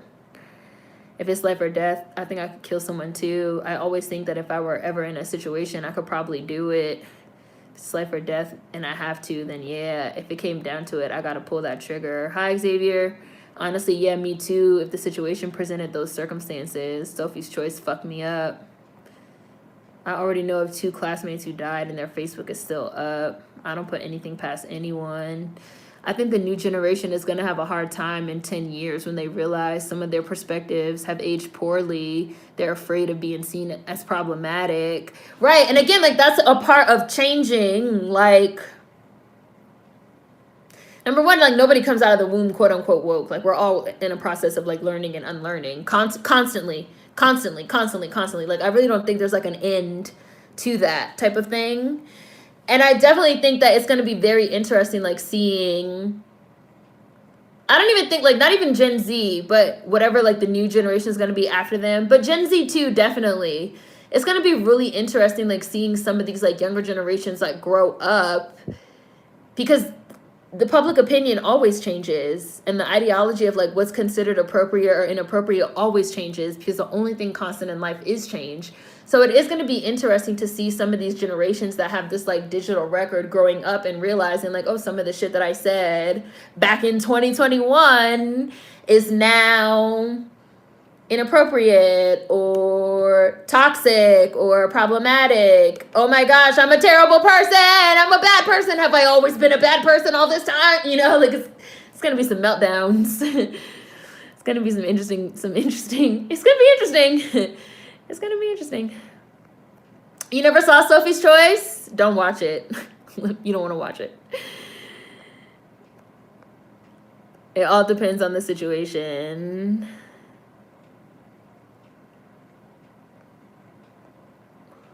Hi, Chris. Yeah, for sure. The things I used to say in high school, oh, baby, I'd be embarrassed. But at the same time, I'm glad I've learned the things that I've learned. I know people always say this about Malcolm X, right? Like Malcolm X was like a fucking pimp, right? And a fucking criminal, fucking Detroit Red that got locked up.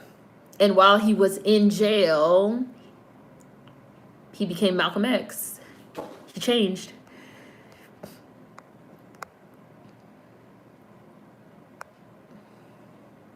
A lot of Gen Z fears racism or people seeing them as racist and problematic more than caring for people in general, which is like a white people trait. That's true. You gain knowledge and experience over time.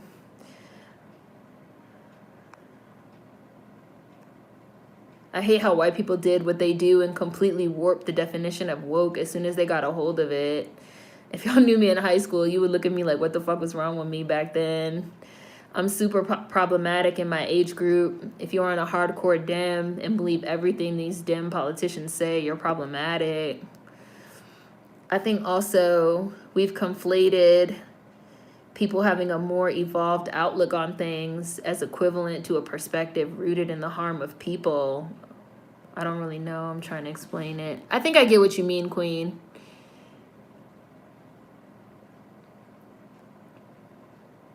Let me screenshot that. I think I get what you're saying, though. Oops. We need to normalize failing and learning through it. And it's going to be interesting. It's going to be really interesting. That's everybody. Teenagers suck and high school sucks.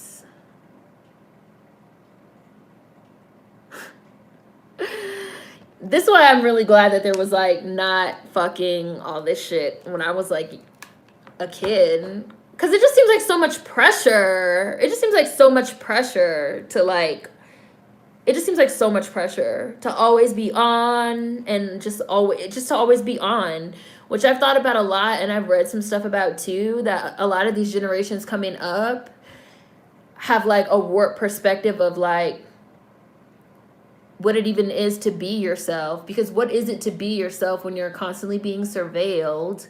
You're constantly recording yourself and others. You're constantly uploading. You're constantly posting to social media. You're constantly posting your ideas and your opinions online.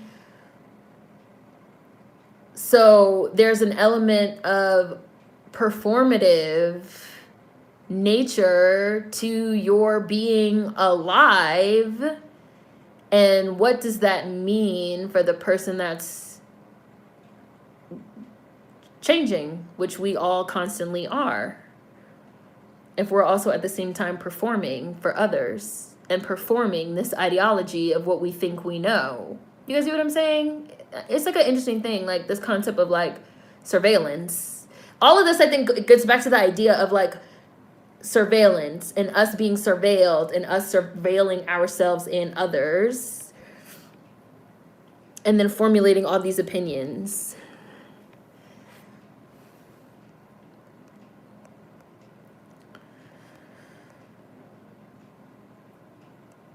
So I don't know. Also, I think there's this bizarre trend going on with Gen Z and a few millennials where they believe that they're exempted from being jerks as long as it isn't any isms or phobias. I think that too, like people like to rip each other apart online, but as long as they're not saying anything that's like a ism, they feel like it's okay.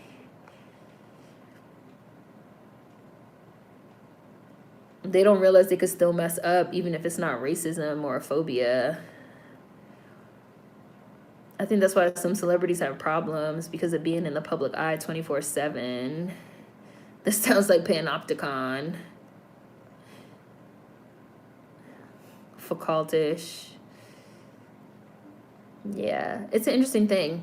I'm so glad I didn't have social media like that growing up. It's unhealthy to be wrapped up in this. People's perception of themselves is too wrapped up in their online performance. It's stifling. Yeah. This was like an interesting conversation to end on, though. I'm going to be thinking about this, about, I mean, you guys know, like, I already think about this type of stuff, but the idea of, you know, this digital record and social media and how does it relate to change is something interesting. But I'm glad we watched Dreamgirls. I want to watch the original Dreamgirls next week with Cheryl Lee Ralph and Loretta Devine, which I've never seen. So I'm going to have to try and dig that up. If I can't dig it up anywhere, I'm sure it's going to be on Amazon, which I hate to rent, but I will rent it if I have to. Next Sunday is the 28th, so it's also the very last Sunday of the month, which means it is going to be a boost bake. So if you guys want to drink, you'll have your drinks. I'll have my drink. Dreamgirls, original. So happy we were able to watch this. Mary Wilson, rest in peace. Laurel, and I'm glad we were able to have this conversation too. Really interesting combo. I'm gonna be thinking about it. Maybe I'll do a video on this idea because it's an interesting idea. So, you know, Rico, thank you for bringing it up. Some of these last comments. I think people who don't accept criticism can't change. For me, some criticism allows for thought. Very good convo. Let's see how society goes with the kids. Oh, yeah, A Woman Called Moses. We could watch that after Dreamgirls, if that's what you want. Nicole, totally fine with Cicely Tyson. All right, bye, guys. See you. I will be doing another Hidden Figure later, so see you guys. Bye.